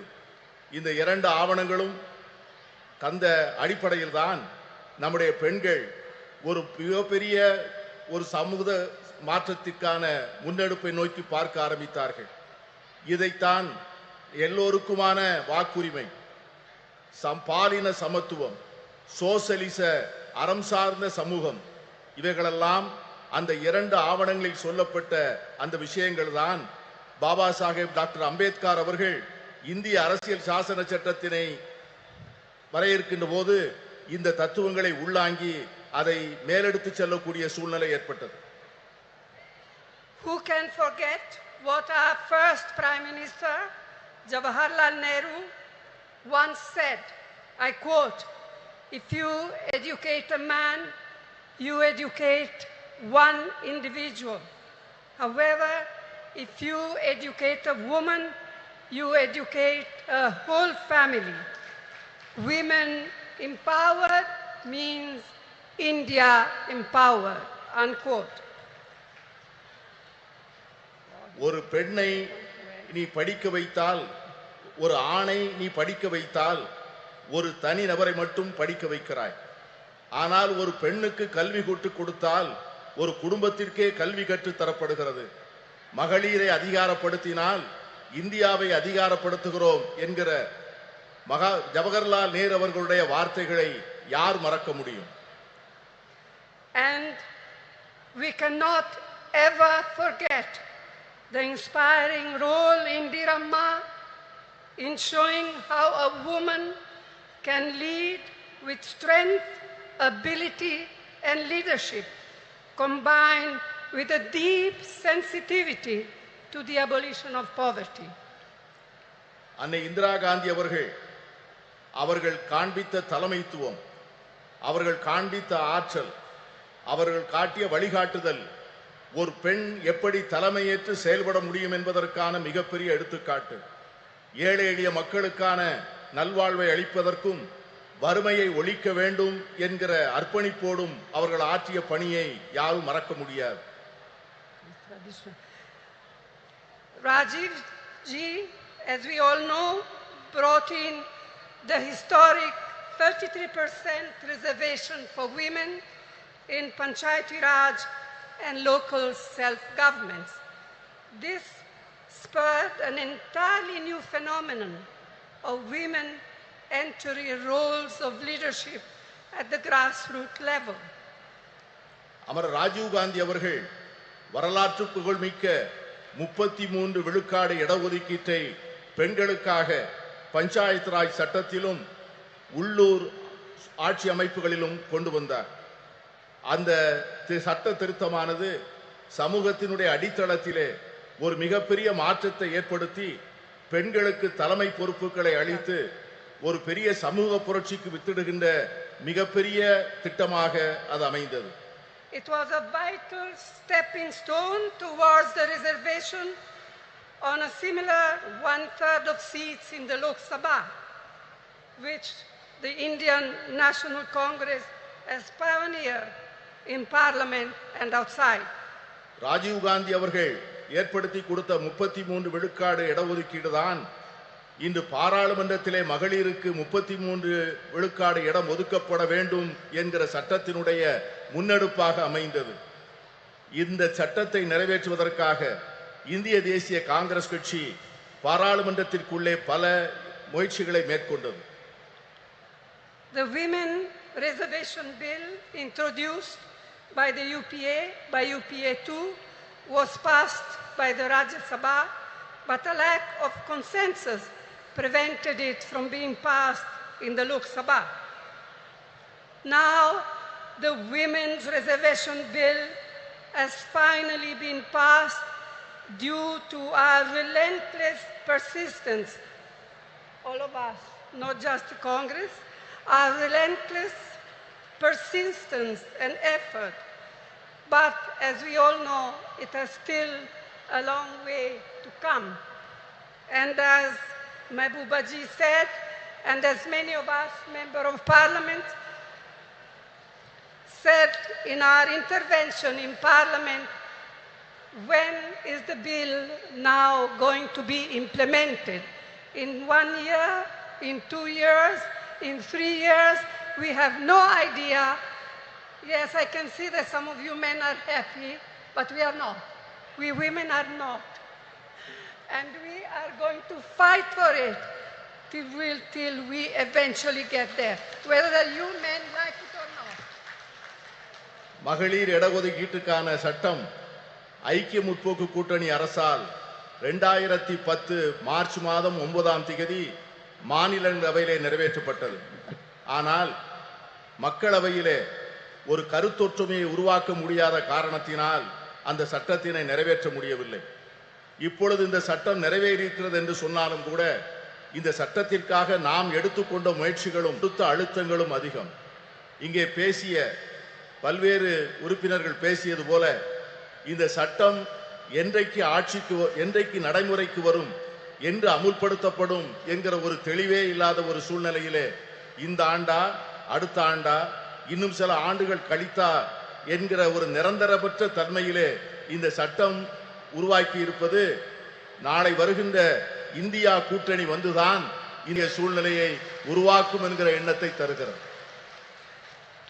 I am glad to be able to say here today that the government of Tamil Nadu under Thiru Annadurai and then Thiru Karunanidhi laid the foundations of incredible changes in status and opportunity for women. Today, Tamil Nadu stands as a beacon of women's equality and women's development. அறிஞர் அண்ணா அவர்களுடைய தலைமையிலே அமைந்த அரசும் அதனை தொடர்ந்து கலைஞர் கருணாநிதி அவர்கள் தலைமையிலே தொடர்ந்த அரசும் எடுத்து கொடுத்த முன்னெடுப்புகளும் செயல்படுத்திய திட்டங்களும் பெண்களுடைய வாழ்க்கையிலே பல புரட்சிகரமான மாற்றங்களையும் முன்னேற்றங்களையும் தந்திருக்கிறது. அதன் அடிப்படையில் தான் இன்று தமிழ்நாடு இந்தியாவே புகழ்ந்து கொண்டாடக்கூடிய மகளிர் உரிமைகளிலும் மகளிருடைய சமத்துவத்தையும் கொண்டாடக்கூடிய ஒரு ஒளி விளக்காக திகழ்கிறது என்று சொன்னால் அது மிகையாக. In his historic 5 terms as Chief Minister of Tamil Nadu, Thiru Karunanidhi brought the provision of reservation for women in the police way back in 1973. வரலாற்று புகழ்மிக்க 5 முறை முதலமைச்சராக இருந்த கலைஞர் அவர்களுடைய ஆட்சி காலத்தில்தான் பெண்களுடைய காவல்துறையிலே பெண்களுடைய பங்கை அவர்கள் உறுதி செய்தார்கள். இன்று தமிழகத்திலே இருக்கின்ற காவல்துறையிலே 4 பங்கு பெண்களாக இருப்பது எவ்வளவு பெருமைப்படக்கூடிய ஒரு செயல். Today, a fourth of its police force, of Tamil Nadu police force, are women. இன்று இருக்கின்ற காவல்துறையினரில் 4 பங்கை சார்ந்தவர்கள் பெண்கள் என்கிற சூழ்நிலை இருக்கு.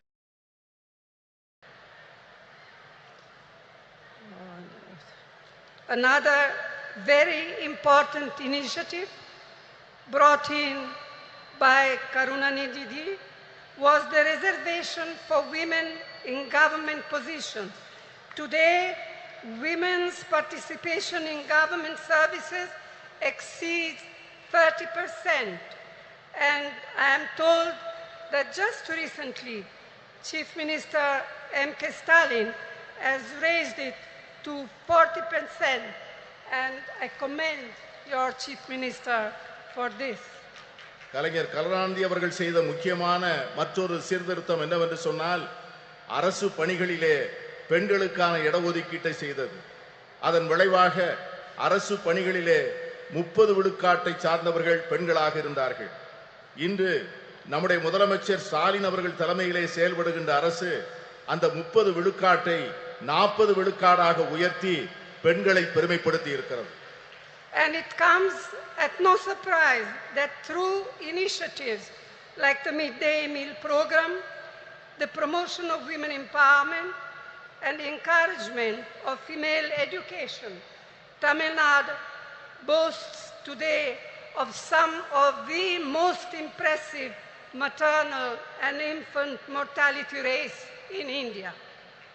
பெண்களுடைய நல்வாழ்வுக்காக தமிழக அரசால் எடுத்துக்கொள்ளப்பட்டிருக்கின்ற பல்வேறு திட்டங்கள், சத்துணவு திட்டங்கள், பெண்களுடைய நல்வாழ்வுக்காக எடுத்துக்கொள்ளப்படுகின்ற மருத்துவ துறையிலே செயல்படுத்தப்படுகின்ற திட்டங்கள், தாய்மார்களுக்காகவும் பால் குடிக்கும் சேய்களுக்காகவும் அரசாங்கம் நிறைவேற்றுகின்ற பல்வேறு திட்டங்கள் மிக சிறப்பாக செயல்படுகின்ற காரணத்தினால்தான் இன்று தமிழ்நாட்டிலே தாய் சேய் இறப்பு விகிதம் இந்தியாவிலேயே மிக குறைந்த நிலையிலே இருப்பதற்கு காரணம் அதுதான்.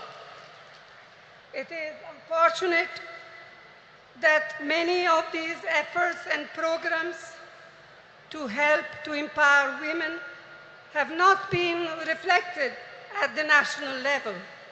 In fact, instead of mitigating problems faced by women, the last 9 years have seen a sustained effort on part of the Modi government to turn our women purely into symbols, to be counted and appreciated only in their restricted traditional roles in a patriarchal framework. கடந்த 9 ஆண்டுகளாக மோடி அரசினுடைய நடவடிக்கைகள், இந்த நாம் ஏற்றுக்கொண்டிருக்கின்ற திட்டங்கள், நாம் பெற்றுத்தந்த உரிமைகள், கடந்த 70 ஆண்டுகளிலே நாம் செய்த நல்ல முயற்சிகளை எல்லாம் சீரழிக்கின்ற வகையிலே செயல்படுவது நமக்கு ஏற்பட்டிருக்கிற மிகப்பெரிய துரதிர்ஷ்டம். பெண்களை ஒரு அடையாள சின்னமாக மாற்றி பழமையிலும் மரபு வழியிலும் ஏற்கனவே பின்பற்றி வருகின்ற பாரம்பரிய சூழ்நிலையில் மட்டும்தான் பெண்கள் இருக்க வேண்டும் என்று எண்ணுகிறது இந்த அரசை ஒழிய அவர்களுக்காக ஒரு புதிய சுதந்திரத்தையும் உரிமைகளையும் அளிக்க அவர்கள் தயாராக இல்லை. இதை போலத்தான் எல்லா துறைகளிலும் எல்லா சுதந்திரத்திற்கும் சமத்துவத்திற்கும் அறம் சார்ந்த சமுதாயத்திற்குமாக நாம் பெற்ற அனைத்து உரிமைகளையும் கடந்த 9 ஆண்டுகளாக அவைகள் அனைவரும் தொடர்ந்து முறையாக சீரழிக்கப்பட்டு வருவதை நான் சுட்டிக்காட்ட விரும்புகிறேன். I am confident that we, the like-minded parties of the India Alliance, can and will take urgent steps needed to make women's equality a reality. நான் உறுதியாக நம்புகிறேன், நாம் ஏற்பாடு செய்திருக்கிற இந்தியா கூட்டணி என்கிற இந்த அற்புதமான ஏற்பாடு இதை போன்ற சமச்சீரற்ற தன்மைகளை எல்லாம் நீக்கி பெண்களுக்கு உண்மையாகவே அவர்களுக்கு ஒரு சமத்துவ உலகை உருவாக்கி கொடுப்பதற்கான மிக அவசரமான நடவடிக்கைகளை நிச்சயம் மேற்கொள்ளும் என்று நான் உறுதியாக நம்புகிறேன். And it is my fervent hope that we in the India Alliance will see to it that the bill will be implemented as soon as possible. We will all work together to see to it that it happens. நான் உறுதியாக சொல்லுகிறேன், India கூட்டணி என்பது நிச்சயமாக இந்த மகளிர் இடஒதுக்கீட்டுக்கான சட்டத்தை நிறைவேற்றிய தீரும். அதை நிறைவேற்றி ஒரு நல்ல சூழ்நிலையை நாம் ஏற்படுத்திய தீர்வோம். இங்கே குழுமி இருக்கின்ற நாம் அதற்கான உறுதியை எடுத்து அதை நோக்கி செயல்பட வேண்டும் என்று நான் கேட்டுக்கொள்கிறேன். This is our goal. This will be the India Alliance goal, and this is what we women must fight for. If we fight for all together, we shall be victorious. இதை இந்தியா கூட்டணியை சார்ந்த கட்சிகள் நிச்சயமாக செய்யும். நாம் அனைவரும் சேர்ந்து போராடுவோம். நாம் அனைவரும் சேர்ந்து நிச்சயமாக இதனை சாதிப்போம். We shall be victorious. Vetri namade nandri. நன்றியோடு உழைப்போம். வெற்றி நமது. We feel honored by your presence and thank you for your historical address in this historical event, madam. நூற்றாண்டு கண்ட திராவிட இயக்கத்தின் நீட்சியாய் தந்தை பெரியார், பேரறிஞர் அண்ணா, தமிழின தலைவர் முத்தமிழறிஞர் கலைஞரின் வழியில் மகளிர் உரிமைகளை பேணி பாதுகாத்து பார் போற்றும் வண்ணம் திராவிட மாடல் ஆட்சியை நடத்தி வரும் திராவிட முன்னேற்ற கழக தலைவர் மாண்புமிகு தமிழ்நாடு முதலமைச்சர் அவர்களை தலைமை உரையாற்ற அன்புடன் அழைக்கிறோம்.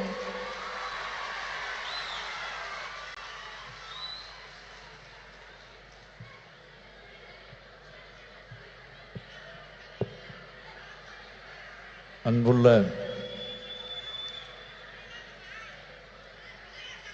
முத்தமிழறிஞர் தலைவர் கலைஞர் அவர்களின் நூற்றாண்டு விழாவை ஒட்டி கழக மகளிரணியின் சார்பில்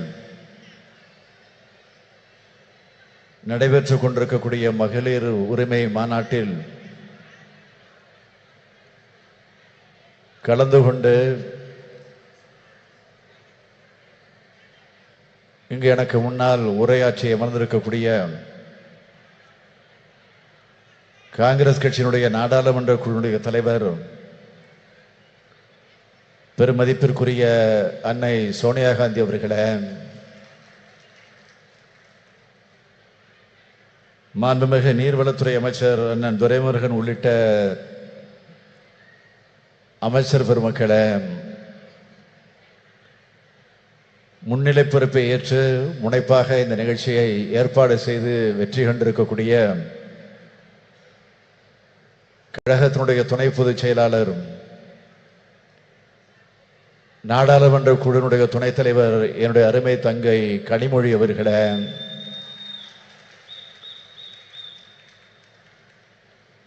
சிறப்பு விருந்தினர்களாக வருகை தந்து சிறப்பித்து உரையாற்றி அமர்ந்திருக்கக்கூடிய மரியாதைக்குரிய திருமதி பிரியங்கா காந்தி அவர்களே, முன்னாள் முதலமைச்சர் திருமதி மெஹபூபா முஃப்தி அவர்களே, திருமதி சுப்ரியா சுலே எம்பி அவர்களே, மாண்புமிகு பீகார் மாநிலத்தினுடைய அமைச்சர் திருமதி லட்சி சிங் அவர்களே, திருமதி சுபாஷினி அலி அவர்களே, திருமதி டிம்பிள் யாதவ் எம்பி அவர்களே, திருமதி ஆனி ராஜா அவர்களே, திருமதி ராக்கி பிட்லன் அவர்களே, திருமதி சுஷ்மிதா தேவ் அவர்களே, திருமதி சுகேஷ் சிங் அவர்களே, நாடாளுமன்ற சட்டமன்ற முன்னாள் இந்நாள் உறுப்பினர்களே, நம்முடைய தோழமை கட்சிகளை சார்ந்திருக்கக்கூடிய முன்னோடிகளே, தலைவர் பெருமக்களே, கழக மகளிர் அணியின் செயலாளர் திருமதி ஹெலன் டேவிட்சன் அவர்களே, மகளிர் அணியினுடைய தொண்டரணி செயலாளர் திருமதி நாமக்கல் ராணி அவர்களே, திரளாக திரண்டிருக்கக்கூடிய மகளிர் அணியை சார்ந்த சகோதரிகளே, உள்ளாட்சி அமைப்பு பிரதிநிதிகளே, அருமை பெரியோர்களே, தாய்மார்களே, இளைஞரணியின் செயலாளர் தம்பி உதயநிதி ஸ்டாலின் அவர்களே,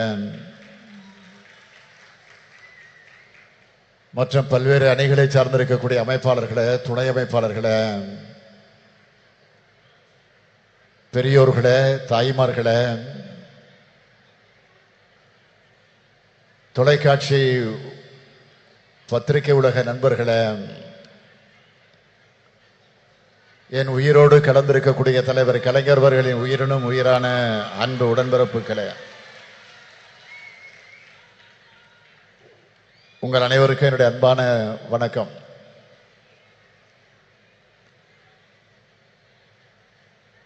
பெண்ணினத்தின் எழுச்சியின் அடையாளமாக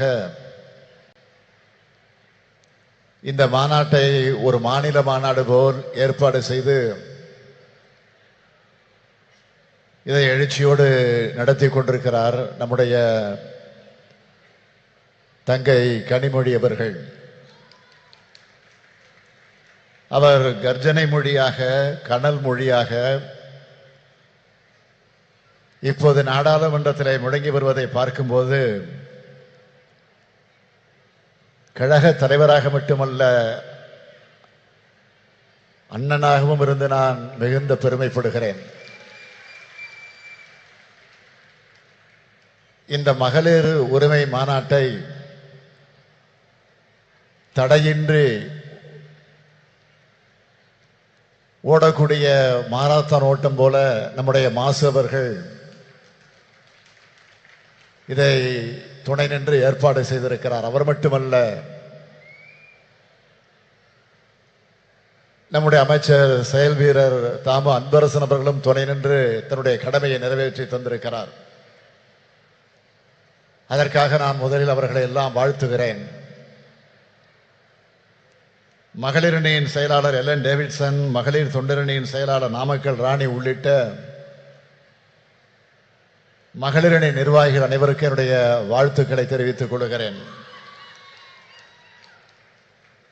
காஷ்மீர் முதல் கன்னியாகுமரி வரை இருக்கக்கூடிய பெரும்பாலான மாநிலத்தை சார்ந்திருக்கக்கூடிய பெண் தலைவர்களை அழைத்து வந்து ஏற்றத்தோடு ஏற்பாடு செய்திருக்கக்கூடிய இந்த மாநாடு இது தமிழ்நாட்டினுடைய பெண்கள் மாநாடாக மட்டுமல்ல, இந்தியாவினுடைய பெண்கள் மாநாடாகவும் நடைபெற்றிருக்கிறது என்பதை நான் பெருமையோடு பதிவு செய்து கொள்ள விரும்புகிறேன். இதுவரை சென்னை சங்கமம் நடத்தி காட்டிய தங்கை கனிமொழி அவர்கள் இப்பொழுது இந்திய சங்கமத்தை நடத்தி காட்டியிருக்கிறார். இதுதான் வித்தியாசம். இதற்கெல்லாம் மகுடம் வைத்தாற்போல் அன்னை சோனியா காந்தி அவர்கள் இந்த நிகழ்ச்சிக்கு வருகை தந்திருக்கிறார்கள். நேருவின் மகளே வருக, நிலையான ஆட்சி தருக. 1980ஆம் ஆண்டு தலைவர் கலைஞர் அவர்கள் அம்மையார் இந்திரா காந்தி அவர்களை அழைத்து வந்து அந்த வாசகத்தை சுட்டி காட்டி பெருமைப்படுத்தினார். 2024ஆம் ஆண்டில் இந்திராவின் மருமகளே வருக, இந்தியாவின் திருமகளை வெல்க என்று வரவேற்றார்கள். தலைவர் கலைஞர் அவர்கள் சொன்னதைப் போலவே 40லும் வென்றோம். அகில இந்திய அளவில் காங்கிரஸ் கூட்டணி மகத்தான வெற்றியை பெற்றது. அப்போது தனக்காக காத்திருந்த பிரதமர் பதவியை மறுத்து இந்திய அரசியல்வானில் ஒரு கம்பீர பெண்மணி என நின்றவர் அன்னை சோனியா காந்தி அவர்கள். அப்போது அன்னை சோனியா காந்தி அவர்கள் தான் ஆட்சிக்கு தலைமை வகித்து பிரதமராக வேண்டும் என்று தலைவர் கலைஞர் அவர்கள் முன்மொழிந்தார்கள். அது வரலாறு. When தலைவர் கலைஞர் left us to his resting place, Madam Sonia Gandhi sent a letter.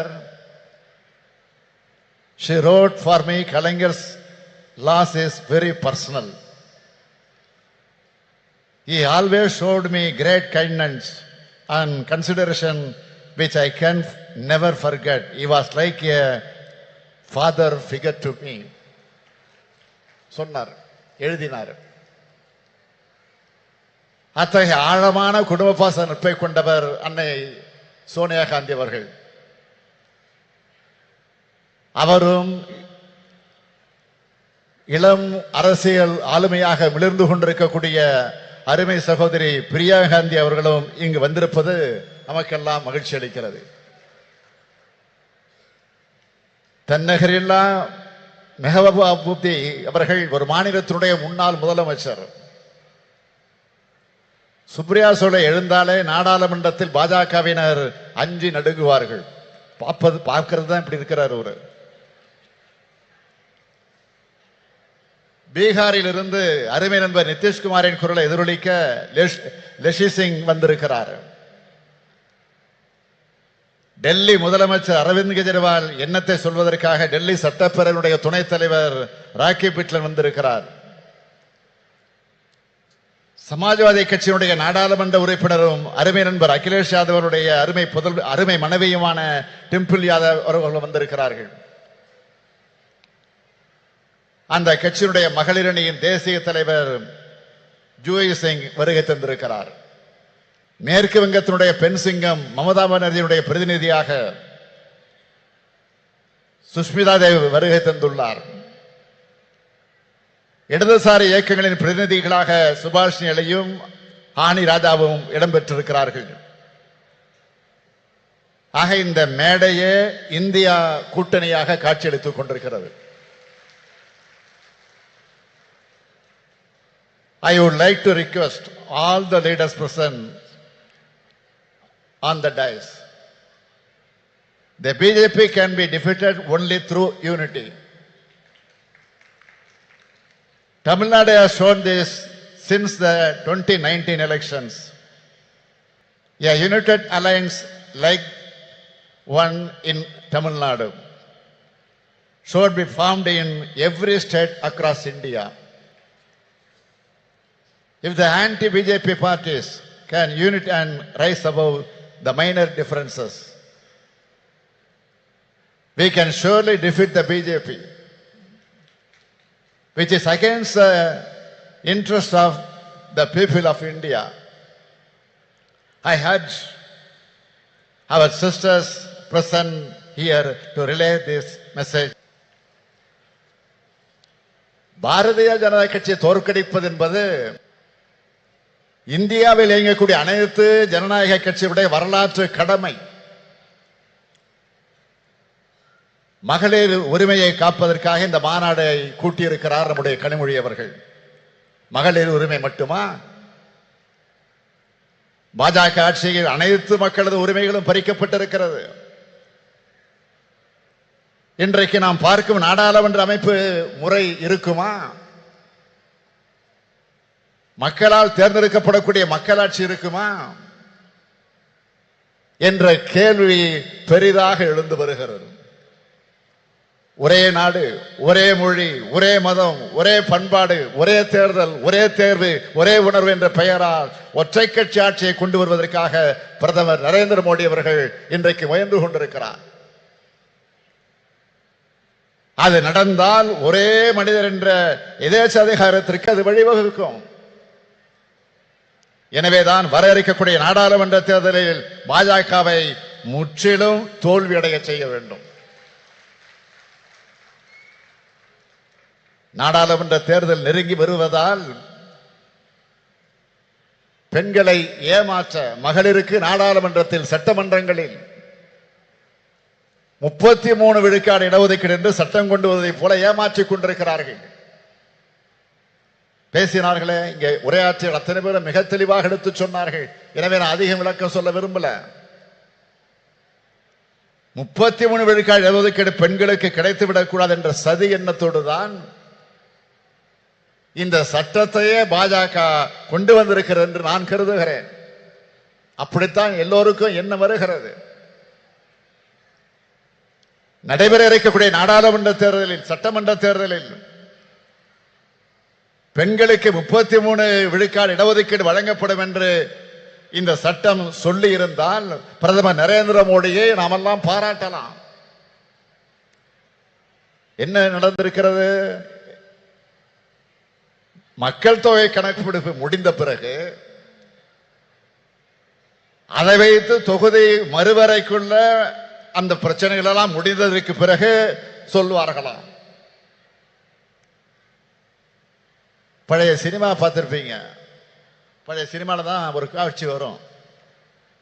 என் கையில் உள்ளதை நான் தர வேண்டுமானால் 7 மலையை சுற்றி வா, 7 கடலை சுற்றி வா என்று பூதம் சொல்வதாக கதை சொல்வார்கள் அல்லவா? அது போன்ற கப்சா சட்டத்தை மோடி ஏற்றியிருக்கிறார். பெண்களுக்கு 33 விழுக்காடு கொடுத்து விட்டதாக பிரதமர் சொல்லிக் கொள்கிறார். 2029ஆம் ஆண்டு தான் இந்த இடஒதுக்கீடு கிடைக்கும் என்றும் 2034ஆம் ஆண்டு கூட ஆகலாம் என்றும் கணக்கிட்டு சொல்கிறார்கள்.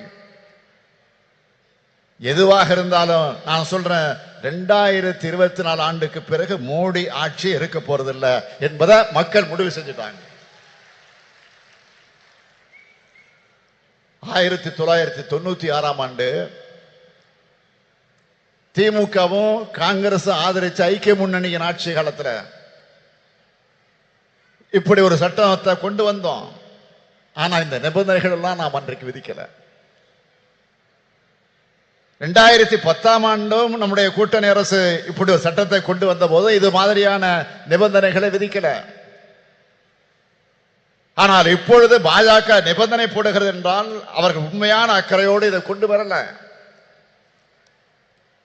மகளிர் எந்த உரிமைகளையும் பெற்றுவிடக்கூடாது, வீட்டுக்குள்ள முடங்கி கிடக்க வேண்டும் என்று நினைக்கிறது பிஜேபி. பாஜக ஆட்சி அப்படி நினைக்கிறது. அன்னை சோனியா காந்தி அவர்களும் பிரியங்கா காந்தி அவர்களும் இந்த மேடையில் இருக்கிறார்கள். ஒரு விஷயத்தை நான் நினைவு கூறுவது பொருத்தமாக இருக்கும் என்று கருதுகிறேன். அவரே பேசுகிற போது சொன்னார், பிரதமர் ராஜீவ் காந்தி அவர்கள் தான் உள்ளாட்சி அமைப்புகள்ல பெண்களுக்கு இடஒதுக்கீட்டை முதலாக உறுதி செய்தார். இதன் தொடர்ச்சியாகத்தான் தமிழ்நாட்டில் உள்ளாட்சி அமைப்புகள்ல பெண்களுக்கான இடஒதுக்கீட்டை முதல்ல 1996ஆம் ஆண்டு வழங்கியவர் நம்முடைய தலைவர் கலைஞர் அவர்கள். இப்போ அந்த உள்ளாட்சி அமைப்புகள்ல 50% இடஒதுக்கீடு இப்போ பொறுப்புல இருக்கிறாங்க. இப்போ 50%க்கு மேல இருக்கிறாங்க. போற போக்க பார்த்தா ஆண்களுக்கு இடஒதுக்கீடு வேண்டும் என்று கேட்கக்கூடிய நிலை வந்தாலும் வரும். ஆத்திரத்தில் சொல்ற நினைக்காதீங்க, பெருமையா சொல்றேன். உங்களுக்கு வருகிற அந்த பெருமையோடு சொல்றேன். பாஜக கொண்டு வந்திருக்கக்கூடிய சட்டத்தில் இன்னொரு முக்கியமான விஷயம்,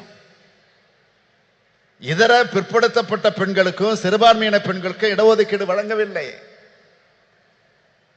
அப்படி வழங்கினால்தான் ஏழை எளிய விளிம்பு நிலை மக்களுடைய நிலை, அவர்களுடைய குரல் சட்டமன்றத்திலும் நாடாளுமன்றத்திலும் ஒலிக்கும். அப்படி ஒலிக்க கூடாது என்பதற்காகத்தான் பாஜக நினைக்கிறது. இதை பாஜகவினுடைய அரசியல் தந்திரமாக மட்டுமல்ல, அரசியல் சதியாகவும் பார்க்க வேண்டியிருக்கிறது. இதனை சுட்டிக்காட்டி நாம் பேசினால் பிரதமராக இருக்கக்கூடிய மோடி என்ன பதில் சொல்லுகிறார்? அள்ளி விடுறாரு.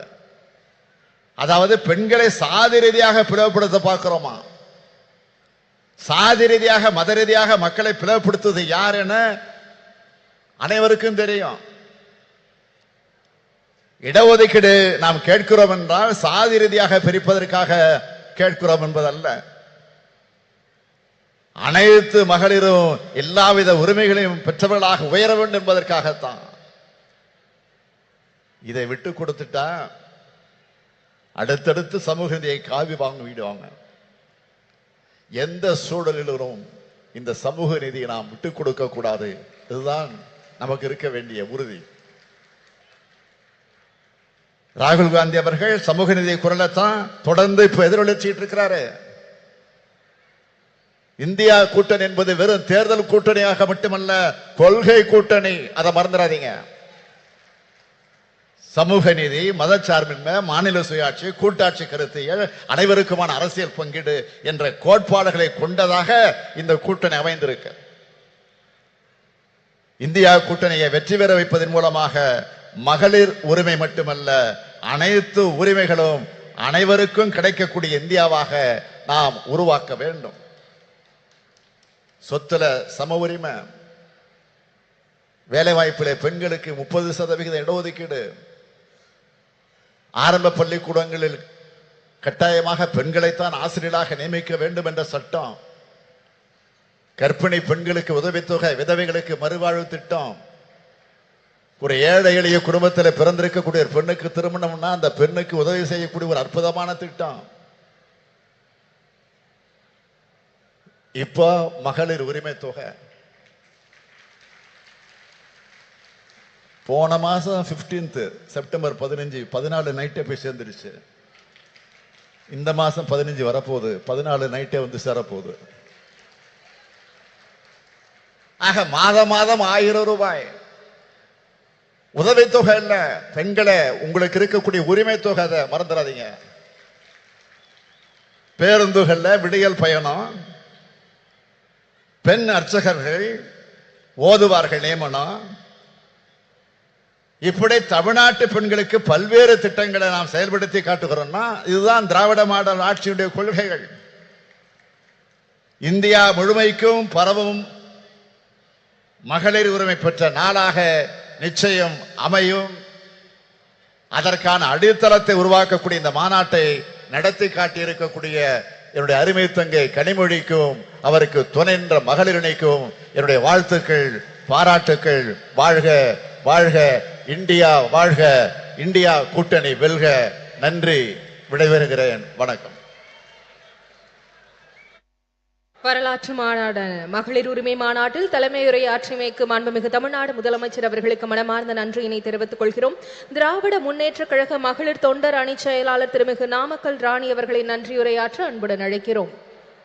தமிழினத்தின் ஒப்பற்ற தலைவர் கலைஞர் அவர்களின் 100ஆண்டு விழாவை முன்னிட்டு மகளிரணி நடத்தும் மகளிர் உரிமை மாநாட்டிற்கு வரவேற்புரையாற்றிய மகளிரணி செயலாளர் ஹெலன் டேவிட்டன் அவர்களுக்கும் அண்ணா பிறந்த நாள் செப்டம்பர் 15ஆம் தேதியன்று கலைஞரின் உரிமைத் தொகை ரூபாய் 1000 மட்டும் வழங்கியது மட்டுமல்லாமல் வாருங்கள் உங்களுக்கான உரிமை மாநாடு